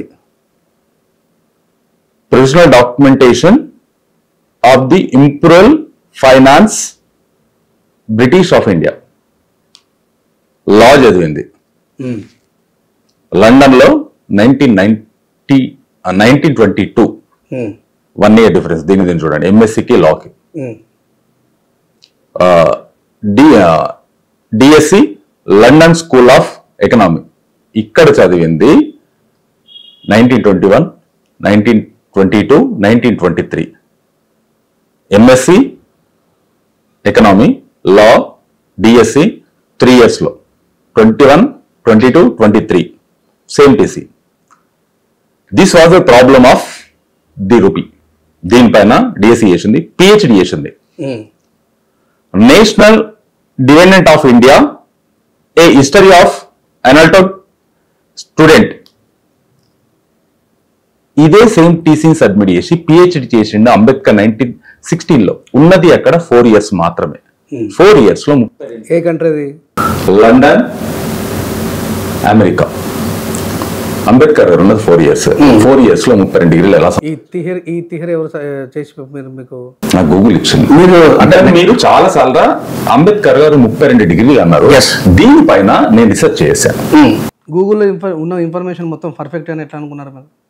ఇప్పుడు మీరే కదా గూగుల్ కానీ అందుకే నేను చెప్పిన వికీపీడియాని నమ్మే పరిస్థితి నుంచి మనం ఎన్సైక్లోపీడియా వరకు వెళ్ళినాం. ఎన్సైక్లోపీడియాలకు ఎస్, నేనేమంటున్నానంటే ఇదే కెమెరా సాక్షిగా అంబేద్కర్ గారి మునిమనుమడు ఇప్పటికీ ఉన్నాడు, పూర్తి రికార్డ్స్ ఉన్నాయి. ఆయన కూడా కొన్ని మొన్న సందర్భాల్లో తప్పులు మాట్లాడడం జరిగింది. ఎవరు? వాళ్ళ మునిమనుమడు. సరే, నేనేమంటున్నానంటే ఇప్పుడు మీరు యాజ్ ఎ మీడియా మీరు ఒక అలిగేషన్ పెట్టారు, దానికి ఆన్సర్ ఇవ్వాల్సినటువంటి బాధ్యత కూడా నాపై ఉంది. నేనేమంటున్నానంటే ఊరికే ఉత్తగా మాట్లాడితే కాదు, మీరు జస్ట్ గూగుల్లో చూసి అన్నారు. దాని మీద బాబాసాహెబ్ అంబేద్కర్ గారి ఇంట్లో ఆయన పేరు మీద ఏర్పాటు చేయటువంటి స్మారక దాంట్లో క్లియర్గా ఉన్నాయి ఇలాంటి డాక్టరేట్స్. ఇప్పుడు నాకు ఒక యూనివర్సిటీ మొన్న రామ్ చరణ్ గారికి ఒక యూనివర్సిటీ డాక్టరేట్ ఇచ్చింది. కొంతమంది డాక్టరేట్స్ ఇస్తాం. మా చైర్మన్ గారికి కూడా డాక్టరేట్ ఇచ్చింది. కానీ ఇన్ని డాక్టరేట్లు ఇచ్చినా, యూనివర్సిటీలు సర్టిఫికేట్స్ ఇచ్చినా, కానీ ఇది డిగ్రీ కిందకి ఎందుకు వస్తుంది? ఇచ్చిన దానికి చదువుకున్న దానికి డిఫరెన్షియేషన్ ఉంది కదా. కానీ లండన్లో, అమెరికాలో ఆయన ఎట్ ఏ టైం టీసీలు ఒకటే టీసీని సబ్మిట్ చేశాడు. అలా చేయకూడదు. యాజ్ ఎ రూల్, ఆయన రాసిన రాజ్యాంగం రూల్ ప్రకారమైన ఆయన చదువుకున్నప్పుడు రాజ్యాంగం ఉందా? ఆయన తప్పు చేసి చదువుకున్నాడు కదా. అది తప్పు చేసినట్టు నువ్వు ఆ దేశానికి అప్లికబుల్ అయిపోయిన తర్వాత, ఆ దేశం యాక్సెప్ట్ చేసిన తర్వాత ఆయనకున్నటువంటి తక్కువ కాల పరిమితులు ఎక్కువగా చదువుకోవాలి. ఆయన ప్రతిదాని మీద రీసెర్చ్ చేయాలి. ఇదే మాట 4 సంవత్సరాలు కదా. అందుకే చెప్తున్నాను, ఇదే మాట ఇంతకుముందు మీకు చెప్పిన బాబాసాహెబ్ అంబేద్కర్ గారు సియాజ్ రాజా గాయక్వాడ్ గారు ఇచ్చినటువంటి ఆర్థిక స్వలంబనతో చదువుకునేటప్పుడు అక్కడ ఉన్నటువంటి ప్రొఫెసర్ అని రిక్వెస్ట్ చేస్తాడు ఆయన. సార్, నేను కేవలం ఒక దాని మీద చేయాలంటే ఇన్ని సంవత్సరాలు పడుతుంది, అన్ని సంవత్సరాలు నాకు అవకాశం లేదు. అందుకే చెప్పిన 2 సంవత్సరాల 9 నెలల 4 డిగ్రీలు పాస్ అయ్యిందని చెప్పిన మీకు నేను. 2 సంవత్సరాల 9 నెలలు 4 డిగ్రీలు పాస్ అయ్యింది బాబాసాహెబ్ అంబేద్కర్ గారు. దానికి ప్రూఫ్ ఆయనే, మీరు అన్నటువంటి దాంట్లోనే ఉంది. అందుకే నేను ఏమంటున్నానంటే, ఇప్పుడు మీరు నేను ఇద్దరం కూడా, నేను దాని మీద బాబాసాహెబ్ అంబేద్కర్ గారి యొక్క సిద్ధాంతం పట్ల, పోరాట పటిమ పట్ల అవగాహన ఉన్న వ్యక్తిని. ఆయన ఆఫ్టర్ పోరాటాన్ని, నేను ఆయన జీవితంలో పూర్తి స్థాయిలో నేను కొడుకుని గాను, ఆయన మనమని గాను. బట్ ఇదే విషయం మీద మన రీసెంట్గా చర్చ వచ్చినప్పుడు అసలు అంబేద్కర్ గారి పేరు, అంబేద్కర్ ఎవరో పేరు దానం చేసారు బాపరైన అనేది కూడా అబద్ధం. ఇది స్కూల్లో పోయి ఆయన రీసెర్చ్ చేసి తీసుకొని వచ్చింది. బాబాసాహెబ్ అంబేద్కర్ గారు చదువుకున్న టైంలో రిజిస్టర్ మొత్తం చెక్ చేస్తే అసలు అంబేవాడ్కర్ అనే వ్యక్తి లేడు. ప్రచారం చేసిరా లేదా అంబేద్కర్ గారికి ఒక బాపరైన పేరు దానం చేసిన ప్రచారం జరిగింది. Yes or not? అప్పుడు ఈయన మునిమనోడు వెళ్ళి పోయి మొత్తం ఆ రిజిస్టర్ మొత్తం తీసి బయటకు తీస్తే అక్కడ అంబేద్కర్ అనే వాళ్ళు లేరు. బాబాసాహెబ్ అంబేద్కర్ గారు మౌ గ్రామంలో పుట్టినాక అంబేద్కర్ గారి తండ్రి సైనాధికారిగా పనిచేస్తున్నప్పుడు వీళ్ళ గూడెం అంతా కూడా మహారాష్ట్రలో ఒక ఏరియాలో ఉండేది. బాబాసాహెబ్ అంబేద్కర్ గారు వాళ్ళది అంబవాడ. ఎక్కువ మంది ఉండడం వల్ల అంబవాడ్కర్లు అని పిలిచేవాళ్ళు. అంబవాడ్కర్లు కాస్త బాబాసాహెబ్ అంబేద్కర్ గారు భీమరావు రాజు అంబేవాడ్కర్. భీమరావు అని పేరు ఎందుకు పెట్టిండు వాళ్ళ నాన్న? నేను ఇంతకుముందు చెప్పిన కదా, పాలీ భాషలో భీమ్ అంటే జ్ఞానం అని అర్థం. పాలీ భాషలో బుద్ధుడి కాలంలో మహాత్మా జ్యోతిబా పూలే ద్వారా చదువు నేర్చుకునేటువంటి, మహాత్మా జ్యోతిబా పూలే స్థాపించిన పాఠశాలల్లో చదువుకునే వ్యక్తి బాబాసాహెబ్ అంబేద్కర్ గారి తండ్రి మాలోజీ రామ్జీ సక్పాల్ గారు. ఇట్లా బౌద్ధం మీద ఆయనకు ఫస్ట్ నుంచి అవగాహన ఉంది కాబట్టి ఆయనకు భీమరావు అని పేరు పెట్టాడు. కానీ నేను ఇంకోటి విన్నాను, భీమరావు అనే పేరు వాళ్ళ నాన్న రాముడి విపరీతమైన భక్తుడు. అంటే ఇప్పుడు బాబాసాహెబ్ అంబేద్కర్ గారే సంతు కబీర్ గారి దోహేలు అద్భుతంగా పాడేది, చదివేది. అప్పుడు భక్తి ఉద్యమమే అత్యధికంగా నడిచింది. సంతు రవిదాస్ గారు కానీ, సంతు కబీర్ దాస్ గారు కానీ. సంతు కబీర్ దాస్ గారు ఏమంటారంటే, దశాబ్దాల కాలం తర్వాత పుష్కర స్నానం చేస్తే వాళ్ళు చేసిన పాపాలన్నీ తొలగబడితే, మరి రోజు ఒక జాలరైనా అదే గంగలో తన భార్య బిడ్డలకు కడుపు నింపడం కోసం నిత్యం దాంట్లోనే చేపలు పడతారు కదా. 10 సంవత్సరాలకు ఒకసారి స్నానం చేస్తే గంగలో మన సర్వ పాపాలు తొలగిపోయి మనం గొప్పలమైతే, మరి రోజు స్నానం చేస్తున్నటువంటి జాలరి బతికెందుకు మార్చలేకపోయింది గంగా అని అన్నాడు. ఇది భక్తి ఉద్యమం. ఒక బండని మొక్కడు ఏక్ పత్తర్కు మాన్నే సగర్ ఇన్సాన్గా తక్దీర్ బదల్ జాతాయి తో మే పహాడ్కు మాన్నేకి లే తయారు అన్నాడు. ఒక చిన్న రాయిని మొక్కడం వల్ల మనిషి యొక్క తలరాత మారిపోతుందంటే నేను పెద్ద పర్వతాన్ని మొక్కుతా అన్నాడు. ఇది భక్తి ఉద్యమం. అట్లా బాబాసాహెబ్ అంబేద్కర్ గారు తీసుకొని, ఇప్పుడు రామ్ అంటే డైరెక్ట్ రామ్ అనే పేరు పెట్టాలి కదా, భీమరావు అని ఎందుకు పెట్టిండు? ఇప్పుడు ఇట్లా మాట్లాడితే అంటే ఆయన రాముని మొక్కర, ఎస్ నేను కాదని అనట్లేదు. బాబాసాహెబ్ అంబేద్కర్ గారు సంవత్సరాల తరబడి ఆయన హిందూగానే పుట్టిండు, అదే సంస్కరణలో నడిచిండు. అయ్యో హిందువుగా మమ్మల్ని ఇంకా తక్కువగా చూస్తున్నారని చెప్పేసి దాని మీద మార్పు రావాలన్నాడు. హిందూ సంస్కరణవాదం గొప్పగా కావాలన్నాడు, మనం మిగతా వాళ్ళకి ఆదర్శంగా ఉండాలన్నాడు. తోటి హిందువులపైన ఇన్ని అరాచకాలు చేయడం తప్పని బాబాసాహెబ్ అంబేద్కర్ గారు పోరాటం చేసిన తర్వాత ఈ దేశం కాకుండా, ఈ దేశానికి వలస వచ్చిన మతాలను కాకుండా ఈ దేశంలో ఉన్నటువంటి బౌద్ధాన్ని స్వీకరించడం చెప్తున్నా. బాబాసాహెబ్ అంబేద్కర్ ఈ దేశంలో ఉన్న ప్రజలను విచ్ఛిన్నం చేయాలనేటువంటి ఆలోచన లేదు. ఈరోజు మన బీజేపీ ప్రభుత్వం వాళ్ళు అఖండ భారతదేశం అని మాట్లాడుతున్నారా లేదా? అఖండ భారతదేశం అంటే ఏది? బంగ్లాదేశ్ మనదే, ఆఫ్ఘనిస్తాన్ మనదే, పాకిస్తాన్ మనదే. మరి వాడిని ప్రేమిస్తలే వాడిని ఎప్పుడు ఇలా తీసుకొస్తాం? అఖండ భారతదేశం మన లక్ష్యం. ఒకప్పుడు మన భారతదేశం మిగతా అన్నిటికంటే కూడా పెద్ద దేశంగా విలసిల్లింది. నువ్వు ప్రేమిస్తే వాడు నీ దగ్గరకు వస్తారా, ద్వేషిస్తే నీ దగ్గరకు వస్తారా? మనం ప్రేమిస్తున్నాం కానీ వాళ్ళు ద్వేషిస్తారు. నేను ఏమంటున్నానంటే నీ లోపల ఆ విచ్చిన భావం ఉండద్దు అంటే నువ్వు సొంతని ప్రేమిస్తలేవు కదా. నేను మాలా మాది కూడా హిందూనే, నీ ముస్లిం మన పక్కకు పెట్టాడు, ముస్లిం వాడు పక్కకి వెళ్ళిపోయాడు, బంగ్లాదేశ్ ఇటు వెళ్ళిపోయాడు, ఆఫ్ఘనిస్తాన్ అటు వెళ్ళిపోయాడు. నేను సొంత హిందూ, నన్ను ఎందుకు ప్రేమిస్తాడు? నన్ను గుడి కాడికి రానిత్తలు, బొడ్రాయి కాడికి రానిత్తలు, పోషమ్మ దగ్గర రానిత్తలు, బతుకమ్మ ఆడనిత్తలు. ఇది ఎవరు తప్పు? మరి ఈ తప్పు చేస్తున్నటువంటి అజ్ఞానులని హిందుత్వంలో ఉన్నటువంటి లీడర్లు అయినా సరే, అరే ఏంద్రా ఇదంతా తప్పు, మనం అందరం ఒకటే అని చెప్పి అంటున్నారా? ఈరోజు ఈశ్వరమ్మకి జరిగిన అన్యాయానికి ప్రశ్నించడానికి ఎవరు రాలేరు, ఎందుకు అని అడుగుతున్నాను నేను. అంటే ఈ దేశంలో క్యాస్ట్ సిస్టమ్ ప్రాక్టీస్లో ఉంది, మమ్మల్ని నిజంగా హిందువులుగా చూడట్లేదని చెప్తున్నాను నేను. మమ్మల్ని చూడట్లేదు. ఈ 2024లో బాబాసాహెబ్ అంబేద్కర్ గారు బౌద్ధాన్ని తీసుకుని ఆయన మీద ఇంకెంత ద్వేషం అడ్జేసి ఉంటారు వీళ్ళు. కానీ ఒక విషయం మర్చిపోతున్నారు, నిజంగా బాబాసాహెబ్ అంబేద్కర్ గారు ఈ దేశానికి చెడు చేసిన వాడైతే ఆయన క్రిస్టియానిటీ తీసుకుంటుండే, ఇస్లాంలోకి పోతుండే. కానీ ఈ దేశంలో ఉన్నటువంటి మూలాల్ని వెతికి బౌద్ధాన్ని ఎందుకు స్వీకరించాల్సి వచ్చింది? బుద్ధుడు ఎవరు? వేరే దేశం నుంచి బతకచ్చినాడు కాదు కదా. శుద్ధోధన మహారాజు కొడుకు, ఈ దేశాన్ని పరిపాలించినటువంటి ఒక చక్రవర్తి కొడుకు, ఈ దేశంలో సుభిక్షాన్ని కోరుకున్న వ్యక్తి, సమానతను కోరుకున్న వ్యక్తి, దానంని తీసుకొని జ్ఞానదానాన్ని చేసిండు. ఈ దేశంలో ఉన్న బౌద్ధాన్ని ప్రపంచ దేశాలకు వ్యాప్తి చెందింపజేసిండు. మరి అది మాట్లాడుకుంటలేము మనం. బాబాసాహెబ్ అంబేద్కర్ గారు ఈ దేశాన్ని విచ్ఛిన్నం చేసే వ్యక్తి అయితే ఖచ్చితంగా ముస్లిం అవుతుండేనా, క్రిస్టియన్ అవుతుండేనా? ఒక 1000 పేజీలు ఉన్న బుక్ని మనం ఎన్ని రోజులు చదువుతాం? అది వాళ్ళ డిఫెండ్, వాళ్ళ మీద డిఫెండ్ అయి ఉంటుంది. కొద్ది మందికి 10 పేజీలు చదవగానే నిద్ర వస్తుంది. 1000 పేజీలు ఉన్న బుక్ని ఎన్ని రోజుల్లో, ఎగ్జాంపుల్ మేధావి అయ్యండి, ఎన్ని రోజులు చదవచ్చు? ఒక 1 వీక్ నిరంతరం దాని మీద ఉంటే సాధ్యమవుతుంది. నిరంతరం 24 hours 1000 పేజీలు ఉన్నది. కానీ అంబేద్కర్ గారు లండన్ యూనివర్సిటీలో 3000 పుస్తకాలు చదివాడు, 5000 పుస్తకాలు చదివాడు. ఎన్ని పుస్తకాలు చదివాడు? చెప్పండి, ఆన్సర్ చెప్తా. సరే, కొలంబియా విశ్వవిద్యాలయంలో చాలా తక్కువ మంది మొత్తం దాన్ని కంప్లీట్ చేసిన వాళ్ళు ఉన్నారు. ఎన్ని చదివాడు కొలంబియా యూనివర్సిటీలో?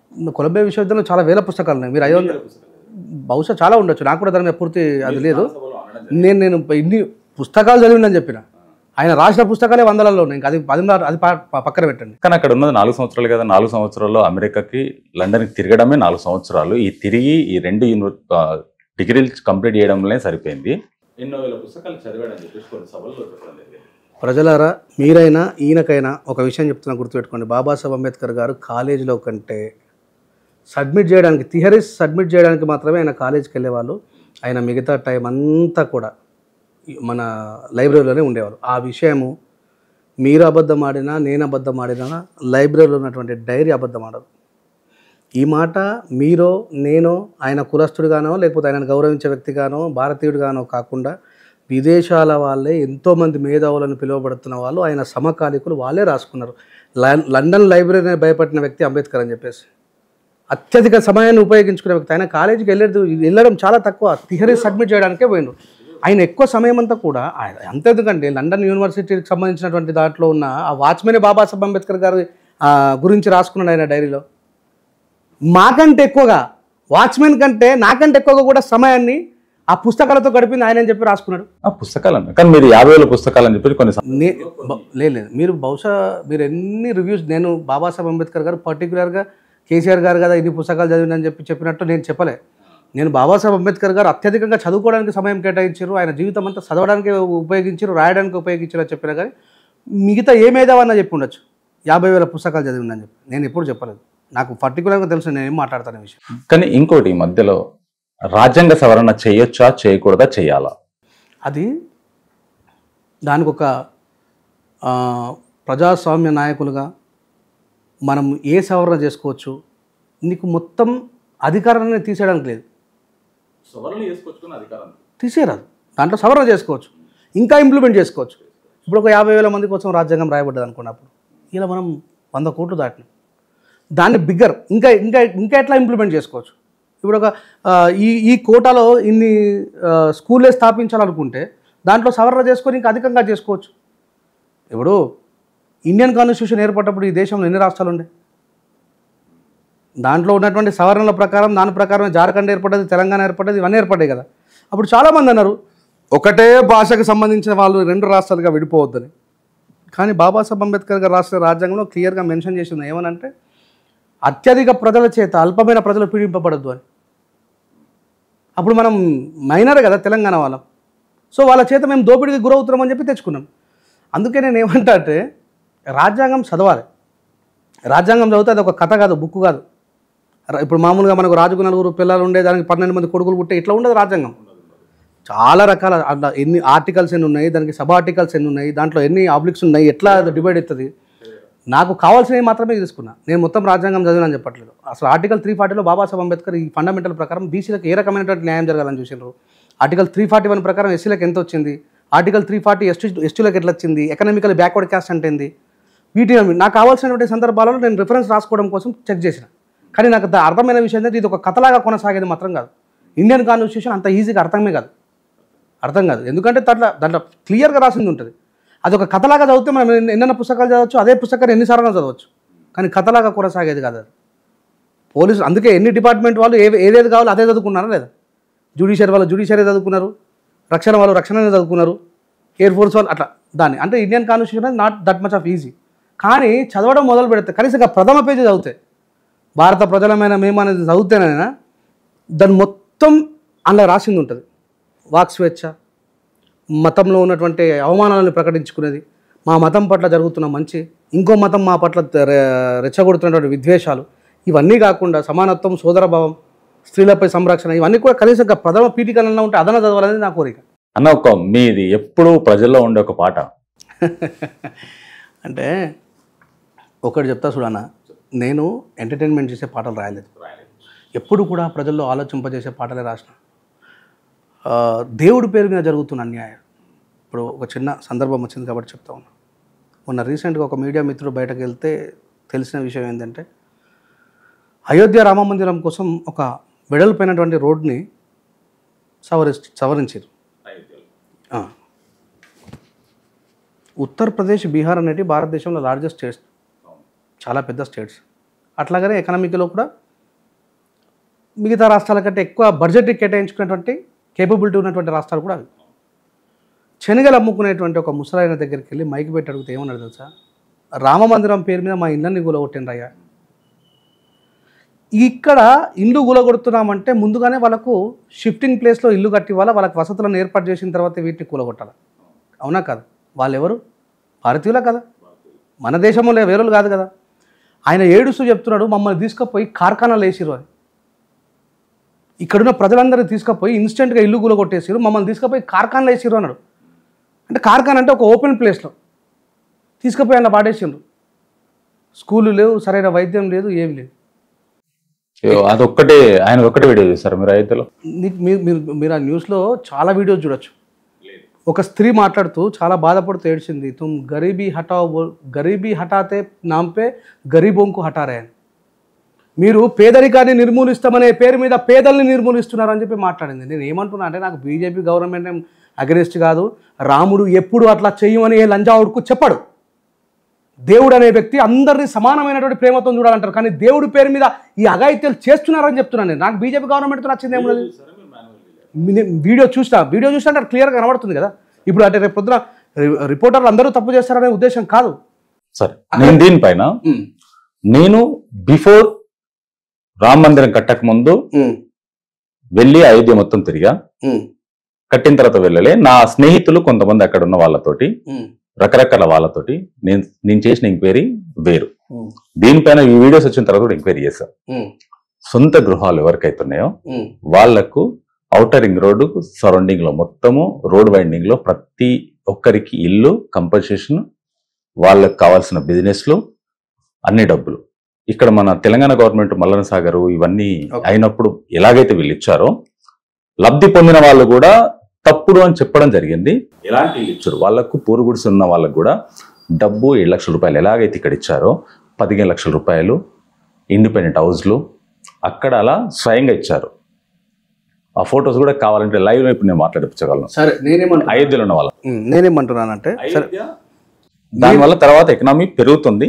ఓకే, ఎవ్వరికి ఇల్లు లేదు, రోడ్డు మీద పెట్టుకునే వాళ్ళకి ఎవరైతే కొంతమంది కొన్ని సందర్భాలు జరిగినప్పుడు ఇబ్బందులు పడే అవకాశం ఉంటుంది. ఆ ఇబ్బందులు పడే అవకాశం లోకల్ ఎయిడ్స్ ఎవరైతే ఉన్నారో, ఆఫీసర్స్ ఎవరైతే ఉన్నారో, అది కరెక్ట్ షార్ట్ అవుట్ చేసి చేయాల్సిన బాధ్యత లోకల్ ఆఫీసర్స్. వాళ్ళు చేసిన తప్పుకి ఒక గవర్నమెంట్ నేను గవర్నమెంట్ నిందించలేదు. మీరు అందుకే పూర్తిగా మీరు ఒక రిపోర్టరు, సమాజం పట్ల మీకు ఒక అవగాహన, రెస్పాన్సిబిలిటీ ఉన్న వ్యక్తి, మీరు క్లియర్గా వినాలి. కావాలంటే నా వీడియోని మళ్ళీ రివైండ్ చేసుకొని వినండి. నేను ఏ గవర్నమెంట్ అయినా సరే దేవుడి పేరు మీద ప్రజలకు అన్యాయం చేయొద్దు అని అన్న. అదే చెప్తున్నా. ఇప్పుడు ఆయన ఒక శనగల వ్యాపారం చేసుకునే వ్యక్తి. ఎంత పెద్ద ఇల్లు ఉంటుంది ఆయనకు? కోట్లు విలువ చేసి ఇల్లు అయితే ఉంటుంది. గట్టిగా మాట్లాడితే 2 లక్షలు 3 లక్షలు ఇల్లు ఉంటుంది. ఆయనకు అక్కడ ఇల్లు లేదు. ఆ వీడియో నేను కూడా చూసా. అక్కడ లోకల్ వాళ్ళతోటి ఎవరా రిపోర్టర్ చెప్పండి? మీరు రిపోర్టర్ కదా? నా సన్నిహితుడు, ఒక నేషనల్ మీడియా రిపోర్టర్ అడిగిండు. మీరు అన్నారు కదా ఆ వీడియో నేను చూసినాను. ఆ రిపోర్టర్ ఎవరు చెప్పండి? ఆయన అందరికీ తెలిసిన వ్యక్తి. ఆయననే వెళ్ళి స్వయంగా లైవ్ పెట్టి రికార్డ్ చేసిండు. అంటే నేను ఏమంటున్నానంటే నా పోరాటం అంతా కూడా దేవుడి పేరు చెప్పి, నేను ఏ దేవుడు ఇట్లా చేయమంటాడని చెప్తలేదు అని చెప్తున్నా. ఇప్పుడు రామ మందిరం కట్టిండ్రు. నిజంగా మీరు అన్నట్టుగానే వాళ్ళందరికీ మంచి జరిగితే ఇలా సీట్లు ఏమొచ్చినా కనబడ్డది. సరైనటువంటి ప్రజలు నిర్ణయం చెప్పిండ్రు. ఇప్పుడు చూస్తున్న వాళ్ళకు కూడా తెలుసు, మీరు చెప్పినట్టుగా మంచి జరిగితే ఎందుకు చేస్తారు? రాముడి గుడి కట్టడం అనేది అందరు ఆకాంక్షనే కదా. మరి ఆ ప్రజలు ఎందుకు ఆ ప్రభుత్వాన్ని ఓడగొట్టే ప్రయత్నం చేసి వాళ్ళకి ఓట్లు వేయకుండా ఎందుకుంటారు? నిజంగానే అన్యాయం జరగకపోతే ప్రజా తీర్పు మనం ఒప్పుకోవాల్సిందే. మెజారిటీస్లా అది మీరైనా నేనైనా ఎవరైనా సరే. మరి ఏం తీర్పిచ్చిండ్రు అయోధ్య ప్రజలు? చెప్పండి, ఏం తీర్పిచ్చిండ్రు? జరిగిన ప్రచారము తర్వాత, ఎలక్షన్స్ తర్వాత జరిగింది. జరిగింది ఏమంటున్నానంటే అది న్యూస్ మీరు విన్నారా? ఎలక్షన్ తర్వాత ఒక 15 రోజుల తర్వాత జరిగింది ఏంటో మీరు న్యూస్ విన్నారా? ఇప్పుడు ఏ ఎలక్షన్లో ఎన్ని స్టంట్లు వేసినా, అధికార ప్రభుత్వం స్టంట్లు వేసినా, అపోజిట్ ప్రభుత్వం స్టంట్లు వేసినా ఓటేయాల్సిన వాళ్ళు ఎవరు కదా? దాన్ని మనం ఆపలేం. వాళ్ళు డబ్బులు తీసుకొని ఓట్లేసినా, డబ్బులు తీసుకోకుండా ఓట్లేసినా, వాళ్ళకు ఉద్యోగాలు వచ్చి ఓట్లేసినా, ఉద్యోగాలు రాక ఓట్లేసినా, వాళ్ళకి అన్యాయం జరిగి ఓట్లేసినా, అన్యాయం జరగకుండా ఓట్లేసినా, వాళ్ళ తీర్పును మనం యాక్సెప్ట్ చేయాల్సిందే. అయోధ్య అనేది it's major in the India. It's not a normal point. కొన్ని సంవత్సరాల పోరాటం ఫలించింది అది. మరి ఆ ఫలితానికి ప్రజలు ఆకాంక్షలు తెలియజేయలేదే, ఆనందాన్ని తెలియజేయలేదే. నేను ఎందుకు అంటున్నానంటే, తెర వెనుకాల ఏం జరుగుతుందో మనకు తెలియదు. తెర ముంగటికి మీలాంటి రిపోర్టర్లు బయటకు వచ్చినటువంటి విషయాన్ని తెలియజేసినప్పుడు ప్రజాస్వామికవాదులుగా మేము కావచ్చు, మిగతా వాళ్ళు కావచ్చు పోరాటాలు చేస్తారు, దాని మీద స్పందిస్తారు. మీరు పాట పాడమన్నప్పుడు నేను ఏమన్నానంటే, రాముడి రాజ్యంలో మంచి జరగాలని రామాయణం చెప్తుంది. పేదలకు అన్యాయం జరగద్దు అనేది రాముడు బతుకుంటే ఖచ్చితంగా చెప్తాడు. నా పేరు మీద మాత్రం ప్రజల్ని హింసించుకొని తిను అయితే ఏ రాముడు చెప్పడు, ఏ దేవుడు చెప్పడు. నా బాధ ఏంటంటే, నేను రాసే పాటలు కూడా అట్లానే ఉంటాయి. దేవుడి పేరు చెప్పి అరాచకాలు చేయకండి అని చెప్పి నేను అన్నా. ఇది వాళ్ళకి అర్థం కాక మొన్న రాహుల్ గాంధీ గారు శంకరుడు ఫోటో కట్టుకుంటేనే తప్పు అనవట్రు. అంటే వీళ్ళు ఎట్లా తయారు చేశారంటే, ఊనాలో ఒక సంఘటన జరిగింది. కొన్ని రోజుల క్రితం జరిగిన సంఘటన చెప్తా. అది బీజేపీ గవర్నమెంట్లో. అక్కడ ఉండేటువంటి చర్మకారులు చనిపోయినటువంటి గొడ్ల నుంచి, ఎడ్ల నుంచి, బర్రెల నుంచి చర్మాన్ని తీసి లెదర్ ఫ్యాక్టరీలోకి పంపించే పని వాళ్ళు. అట్లా చర్మాన్ని వలుస్తున్నటువంటి ఒక 3 అబ్బాయిని తీసుకొని పోయి జైలు వెహికల్ కట్టి తుక్కు కొట్టి వీడియో వైరల్ చేశారు ఉత్తరప్రదేశ్లో. చనిపోయిన ఇప్పుడు మనం పల్లెటూరులో చూస్తుంటాము, వాటితో చెప్పులు కొడుతుంటారు. అదే చెప్తున్నా.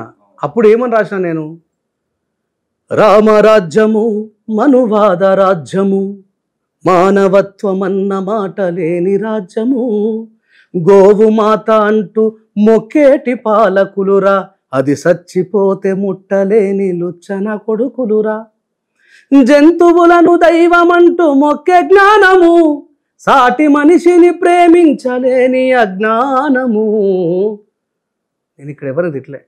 బతుకినంతసేపు ఆవుని దేవుడిని మొక్కిండ్రు, చచ్చిపోయాక మావాడు తీసుకుపోయి దాని చర్మాన్ని తీసి లెదర్ ఫ్యాక్టరీ, వాడు ఒక పాపం జీతగాడండి, మరి వాడిని తీసుకుపోయి కొడతారు. నిజంగా మీరు గొప్పోళ్ళు అయితే లెదర్ ఫ్యాక్టరీ మీద దాడి చేయాలి. ఈ చర్మాన్ని ఇప్పుడు సహజత్వంగా పుట్టింది, సహజత్వంగా కలిసిపోవాలి మట్టిలో. ఇప్పుడు లెదర్ ఫ్యాక్టరీకి పర్మిషన్ ఇచ్చింది గవర్నమెంట్ వాడు. ఆ లెదర్ ఫ్యాక్టరీలో వచ్చిన లెదర్ని తీసుకుపోయి బయట దేశాలకు ఎగుమతి చేసుకొని కోట్లు సంపాదించేటోడు ప్రభుత్వం కింద పనిచేసేవాళ్ళు. మొత్తం మావులను కొట్టడం నాకు అర్థం కాదు.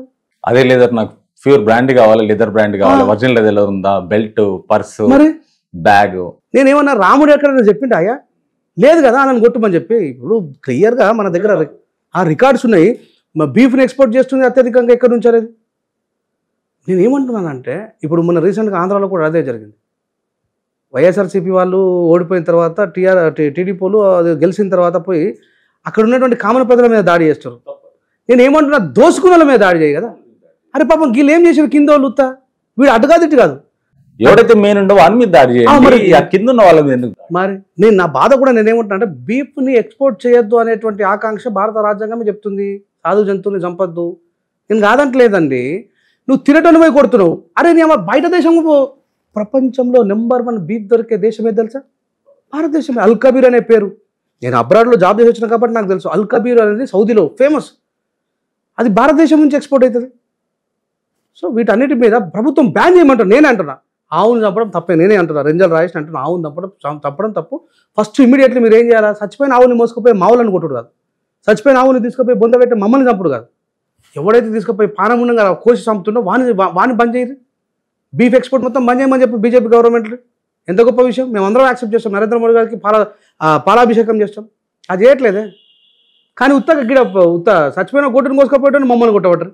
మీరు అడిగిన క్వశ్చన్ కూడా న్యాయం ఉంది. ఎందుకంటే మేము హిందువులము అని చెప్పేసి బీజేపీ పార్టీ 10 సంవత్సరాల నుంచి లేదు, ఇవి మరి 11 సంవత్సరం రన్ అవుతుంది. ఆపేయచ్చు కదా. మరి ఆ ఊరికే వీళ్ళని అమాయకులు కొడితే ఏమొస్తుంది? తప్పు. ఇది నేను కూడా ఖండిస్తాను. ప్రతి ఊర్లో ఆవు చనిపోయినా బర్ర చనిపోయినా తీసుకపోయేటోళ్ళు వాళ్ళే కదా.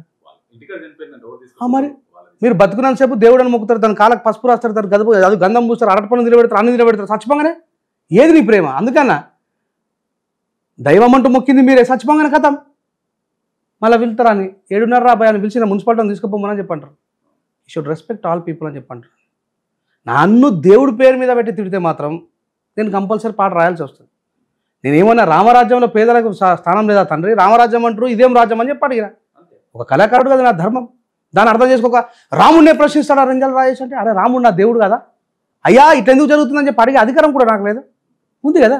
మరి మిమ్మల్ని అడుగుతానేమో పాట అనబడుతుంది, మరి దేవుడి మీద కూడా పాట రాసుకోదా? సో అది అంటే చూసే కోణంలో తప్పుడుగా ఉండి, ఇప్పుడు నేను ఒకటే చెప్తాను, భారతదేశంలో అత్యధిక మెజారిటీ జనాభా అయినటువంటి హిందువులు, పేరుకే హిందువులు. ఎందుకంటే ఎవడు చాలా తక్కువ మంది భగవద్గీత గురించి చదివేవాళ్ళు, మహాభారతం గురించి చదివేవాళ్ళు, ఇతిహాస పురాణాల గురించి చదివేవాళ్ళు. కనీసం మన ధర్మ గ్రంథాలని చదవకుండా మనం హిందువులం అని చెప్పుకోవడం అదొక దౌర్భాగ్యం అంటారు. తప్పంట. నేను కూడా ఈ విషయం మీకు సపోర్ట్ చేస్తానండి. ఎందుకంటున్నా అంటే, మనము ఇప్పుడు ఒక క్రిస్టియన్ అయినా ఎక్కడో పుట్టినటువంటి దేవుణ్ణి ఈ దేశంలో 5 సార్లు ముస్లిం అయినా నమాజ్ చేస్తున్నాడు, విదేశాల్లో పుట్టినటువంటి అల్లా గురించి. క్రిస్టియన్ అయినా ప్రతి ఆదివారం అంతకు వీలైన మధ్యకాలంలో కూడా వెళ్ళి బైబిల్ని చదువుకుంటున్నారు. వారానికి ఒక పేజీనే చదువుతాడు. మనము ఇక్కడ హిందువులమని అనుకునే వ్యక్తులం ఎవరైతే ఉన్నామో అనుకుంటున్నాం అంతే. భగవద్గీతలో చదివితే అసలు మనం ఎవరం, మన దేశ చరిత్ర ఏంది, దీంట్లో కల్పితం ఎంత, నిజం ఎంత, అసలు మరి శ్రీకృష్ణ పరమాత్ముడు ఏం చేయమన్నాడు, ఏ రకమైనటువంటి యుద్ధం చేయమన్నాడు, పాండవులు ఎవరు, కౌరవులు ఎవరు, ఈ మధ్యలో ఈ గీత ఎందుకు వచ్చింది, ఇది చదివితే అర్థమవుతుంది. రెండో విషయం, ఇది చదవాలనేటువంటి అధికారాన్ని ఇచ్చింది కూడా రాజ్యాంగం ఏం చెప్తున్నా. ఎందుకు అంటే, ఈ మాట మాట్లాడితే అందరికి బాధ అనిపిస్తుంది, కానీ మన తాతలకే చదువు రాదు, వస్తుందా? జస్ట్ ఆఫ్టర్ ఇండియన్ కాన్స్టిట్యూషన్ తర్వాత పుట్టిన వాళ్ళకు మాత్రమే ఈ దేశంలో చదువుకునే హక్కు వచ్చింది, అంతకుముందు అందరికి లేదు. అది క్లియర్గా మీకు చెప్పిన నేను, అధ్యాపకం బ్రాహ్మణ నామకల్పే, పంతులు మాత్రమే చదువుకునే వాళ్ళు. అందుకే పండితులందరూ కూడా వాళ్ళే. వాళ్ళు చెప్తే ప్రొద్దున లేస్తే మనం అందరం దాని మీద శ్లోకం వింటాం. శ్రీ హనుమాను గురుదేవులు నాయద పలికిన సీతారామ కథ, కౌసల్య సుప్రజ రామ పూర్వ సంధ్య ప్రవర్తతే, కొన్ని 1000 సార్లు వినుంటాం. సుప్రభాతము, సుందరకాండ, ఏదైనా. కానీ ఎప్పుడైనా అది ఆ భాషలో గ్రాంధికంలో ఎందుకు ఉంది అని ఆలోచించడం. రెంజర్ల రాజేష్ శ్లోకాలు మాట్లాడుతున్నాడు, ఆయన తప్పు మాట్లాడుతున్నాడు అని చాలామంది నన్ను వ్యతిరేకిస్తూ ఉంటారు. నేనేమంటానంటే, దాన్ని గుప్తాధిపత్యంగా కొద్దిమంది మాత్రమే వాళ్ళ చేతిలో ఉంచుకున్నారు, అందరికీ సర్వసమానంగా ఇవ్వలేదు అని అంట. ఎస్, ఈ దేశంలో పుట్టినవాడు ఆక్స్ఫర్డ్ యూనివర్సిటీకి చదువుకోవడానికి ఎలిజిబిలిటీ కోసం ఎగ్జామ్ రాయొచ్చు. Yes or not? ఈ ప్రపంచంలో ఏ యూనివర్సిటీకైనా రాసుకునే అవకాశం ప్రపంచ దేశాల్లో ఏ మూలలో ఉన్న యూనివర్సిటీ వాడైనా సరే మన యూనివర్సిటీలలో చదువుకునేటువంటి ప్రవేశిక అవకాశం రాసుకునేది ప్రతి ఒక్కరికి ఉంది. మరి మన దేశంలో ఉన్నటువంటి వేద పాఠశాలకి అది ఎందుకు లేదని అడుగుతుంది. మనమందరం హిందువులమే కదా, నిజమా కదా? మనం కూడా వేదాలు నేర్చుకునేటువంటి వెసులుబాటును ఎందుకు కల్పించలేరు? అది కేవలం ఒక వర్గానికి ఎందుకు సొంతమైంది? అప్పుడు బ్రిటిషర్స్ వల్ల తర్వాత వచ్చిన నేనేమంటానంటే బ్రిటిషర్స్ వర్తకులు ఫస్ట్ గుర్తుపెట్టుకోవాలి. ఈ మాట అంటే నేను వస్తుంది, అయినా సరే నేను చరిత్ర చెప్తాను. ఈ దేశానికి ఎవరు వలస వచ్చినా ఈ దేశంలో ఉన్నటువంటి ఒక వర్గాన్ని వాళ్ళ దగ్గర పెట్టుకున్నారు. మీరు సినిమాల్లో చూడొచ్చు, హిస్టరీలో చూడొచ్చు. ఇక్కడ చదువుకున్న వాళ్ళు ఎవరు? వాళ్ళతో ఉండే, మిగతా వాళ్ళు ఎవరు ఉన్నారు? అసలు వీళ్ళకి సంబంధమే లేదు. వాళ్ళు ఎవరు రూల్ చేస్తున్నా కూడా తెలియదు. ఇప్పటికీ ఆధునిక భారతదేశంలో కూడా ప్రైమ్ మినిస్టర్ నరేంద్ర మోడీ గారు అనే సంగతి కూడా ఎంతమందికి తెలుసు? ఇప్పుడు ఒరిస్సా వాళ్ళు వచ్చి మన దగ్గర ఇటుక బట్టీలలో పనిచేస్తారు, వాళ్ళకి తెలుసా ఇది కాంగ్రెస్ ఉందో బీజేపీ ఉందో, ఈ దేశంలో బడ్జెట్ ఎంత కేటాయించిండ్రో, ఏం జరుగుతుందో? ప్రధానమంత్రి ముఖ్యమంత్రి ఎవరెవరు వాళ్ళ చాలా మంది తెలియదు పాపం. ఎందుకంటే వలసవాదులు కదా వాళ్ళు, ఎక్కువ ఒకరి నుంచి ఒకరికి. మనం అందరం కూడా అప్పుడు అసంటోళ్ళమే. ఆ బ్రిటిషర్స్ కింద ఫ్రెంచ్ వాళ్ళు, డచ్ వాళ్ళు వచ్చినప్పుడు, మొఘల్స్ వచ్చినప్పుడు. అంటే ఈ దేశం ఎప్పుడు కూడా నాకు నవ్వొచ్చే విషయం ఏంటంటే హిందూ ఖత్రమే అంటారు. అరే భారతదేశానికి స్వాతంత్రం వచ్చినప్పటి నుంచి హిందువులే పరిపాలన చేసుకుంటాం కదా. ఫిర్ క్యా బాత్? ఇది ఎంత నవ్వుకునే విషయం. స్వాతంత్ర భారతదేశం 70 సంవత్సరాలు హిందువు పరిపాలిస్తున్నా హిందువులు ఖత్రాలో ఉన్నారని అంటే అసలు మనం ఏడు ఉన్నట్టు నాకు అర్థం కాదు. ఈ ప్రపంచంలో లార్జెస్ట్ బలమైన హిందూ దేశం భారతదేశం. మరి అయినా హిందువులు పరిపాలించుకుంటూ భయపడేది. మీకు రెడ్డిస్ అంటే ఇష్టమేనా? నాకు మనుషులు ఇష్టం అన్న. నాకు రెడ్డిస్ కులం అని ఏం లేదు. అట్లా ఎవడు అన్యాయం చేసినా సరే, తప్పెవడు చేసినా. స్వాతంత్రం వచ్చిన తర్వాత మొట్టమొదటిసారిగా బ్లడ్ షెడ్ జరుగుతున్న సందర్భంలో మొట్టమొదటిసారిగా తక్కువ కులాలకి ఎవరైతే ఉన్నారో వాళ్ళకి భూమి లేదు, భూమి గురించి గొడవలు రెడ్డి వాళ్ళ దగ్గర ఉన్నప్పుడు ఇవన్నీ జరుగుతున్నాయి. మొట్టమొదటిసారిగా తక్కువ కులాలకి భూమి ఇచ్చింది ఎవరు? గవర్నమెంట్ ఇచ్చింది. భారతదేశంలో ఉన్నటువంటి రాజ్యాంగ వ్యవస్థనే చెప్పింది. అంబేద్కర్ గారు ఇండియన్ కాన్స్టిట్యూషన్లో చాలా స్పష్టం చేస్తారు, భూమిని జాతీయం చేయాలని. మళ్ళోసారి వినండి, భూమిని జాతీయం చేయాలని. అప్పటి వరకు భూమి ఎవరి చేతిలో ఉన్నదో వాళ్ళందరి దగ్గరికి వెళ్ళి భూమిని కొనండి, వాళ్ళని నుక్సాన్ చేయకండి, వాళ్ళ దగ్గరికి వెళ్ళి గుంజుకోమని చెప్తలేదు. అప్పుడు భారతదేశానికి స్వాతంత్రం రాకుండా ముందు ఎవరి చేతిలోనైతే భూమి ఉండేనో, స్వాతంత్రం వచ్చిన తర్వాత భూమి వాళ్ళ దగ్గర ఉన్నా కానీ కొనుక్కోండి, తప్పకుండా ప్రతి గ్రామాల్లో మన హైదరాబాద్ చుట్టుపక్కల ఉన్నా కానీ తెలంగాణలో, ఆంధ్రప్రదేశ్లో, అప్పుడు ఆంధ్రప్రదేశ్ ఉండే కదా, ఏవైతే స్టేట్లలో ఉన్నాయో వీటన్నిట్లలో బ్లడ్ షెడ్ జరుగుతుంది. ఆసాంల దగ్గరికి నుంచి భూమి గుంజుకోవడానికి. భారతదేశానికి స్వాతంత్రం వచ్చినప్పుడు ఆంధ్రప్రదేశ్ మనతో లేదు. భారతదేశానికి స్వాతంత్రం ఎప్పుడు వచ్చింది? తెలంగాణ భారతదేశంలో ఎప్పుడు కలిసింది? తర్వాత మన పటేల్ గారు చేసిన యుద్ధం తర్వాత. అది మనకు తెలవాలా. ఇది Hyderabad country, this is not. ఈ మాట తెలియదు చాలా మందికి. హైదరాబాద్ అనేది ఒక దేశం. మళ్ళీ తర్వాత మనం భారతదేశంలో కలిసినాం. అంటే 1949లో మనం కలిసినాము. ఆ మధ్యలో ఉన్నటువంటి వ్యవస్థకు మనకు సంబంధమే లేదు. మళ్ళీ మీరు ఆంధ్రప్రదేశ్ మనతో ఉన్నది అంటున్నారు. లేదు. Yes, okay. బ్లడ్ షెడ్ జరుగుతున్నప్పుడు, భూమి గుంజుకోవాలని చెప్పి జరుగుతున్నప్పుడు ఒక అక్కడి నుంచి ఉద్యమం స్టార్ట్ అయింది ఢిల్లీ నుంచి. ఢిల్లీ నుంచి స్టార్ట్ అయిన తర్వాత ఆ ఉద్యమానికి మొట్టమొదటి ఏం జరుగుతుంది, అసలు ఇది ఎందుకు జరుగుతుందని తీసుకుంటే, ప్రజలకు భూమి కావాలి, చేసుకోవడం లేదు, ఉన్న దగ్గరే భూమి ఉంది, ఎవరు ఇవ్వాలి, ఎక్కడి నుంచి ఇవ్వాలి అన్నప్పుడు దీనికి మొట్టమొదటిసారి ముందడిగి చేసిన వాళ్ళు భూదాన్ రామచంద్రరావు గారు. మన పోచంపల్లి ఉంది కదండి, పోచంపల్లిలో ఇప్పటికే ఆయన హిస్టరీస్ మన దాంట్లో ఉంటాయి. భూదాన్ అనే పేరు మీరు వినుంటారు. భూదాన్ రామచంద్రరావు గారు అని చెప్పేసి 1000 ఎకరాలు ఎట్ ఎ టైం ఇక్కడ నుంచి గుంటూరు వరకు 1000 ఎకరాలు మొట్టమొదటిసారి ప్రభుత్వానికి ఇచ్చిన వ్యక్తి. ఏ సంవత్సరంలో అంటే మనకు కొంచెం క్లారిటీ ఉండదు. ఎందుకంటే 49 కంటే ముందు భారతదేశం యొక్క సంస్కరణలకి మనకి సంబంధం లేదు. మనది మీర్ ఉస్మాన్ అలీ ఖాన్ పరిపాలిస్తున్నటువంటి దేశం. ఎస్, అది చెప్తున్నాను నేను. చాలామంది తెలియని విషయం ఏంటంటే ప్రపంచంలో అంబేద్కర్ గారికి ఫస్ట్ డాక్టరేట్ ఇచ్చి గౌరవించింది కూడా ఉస్మానియా యూనివర్సిటీ. ఫస్ట్ యూనివర్సిటీ మన ఉస్మానియా యూనివర్సిటీ నుంచి అంబేద్కర్ గారికి భారతదేశంలో, విదేశాలలో కాదు, భారతదేశంలో ఫస్ట్ ఆయనకు డాక్టరేట్ ఇచ్చి గౌరవించింది ఉస్మానియా యూనివర్సిటీ. నాకు తెలిసి 1935 బిఫోర్ అనుకుంటా, లేదంటే 42 బిఫోర్ అనుకుంటా. చాలామంది ఇదే విషయంలో తర్జన భర్జన పడుతూ ఉంటారు. యూనివర్సిటీ అయింది ఎప్పుడు? ఉస్మానియా యూనివర్సిటీ చెప్పండి. కట్టింది మీరే చెప్పారు కదా.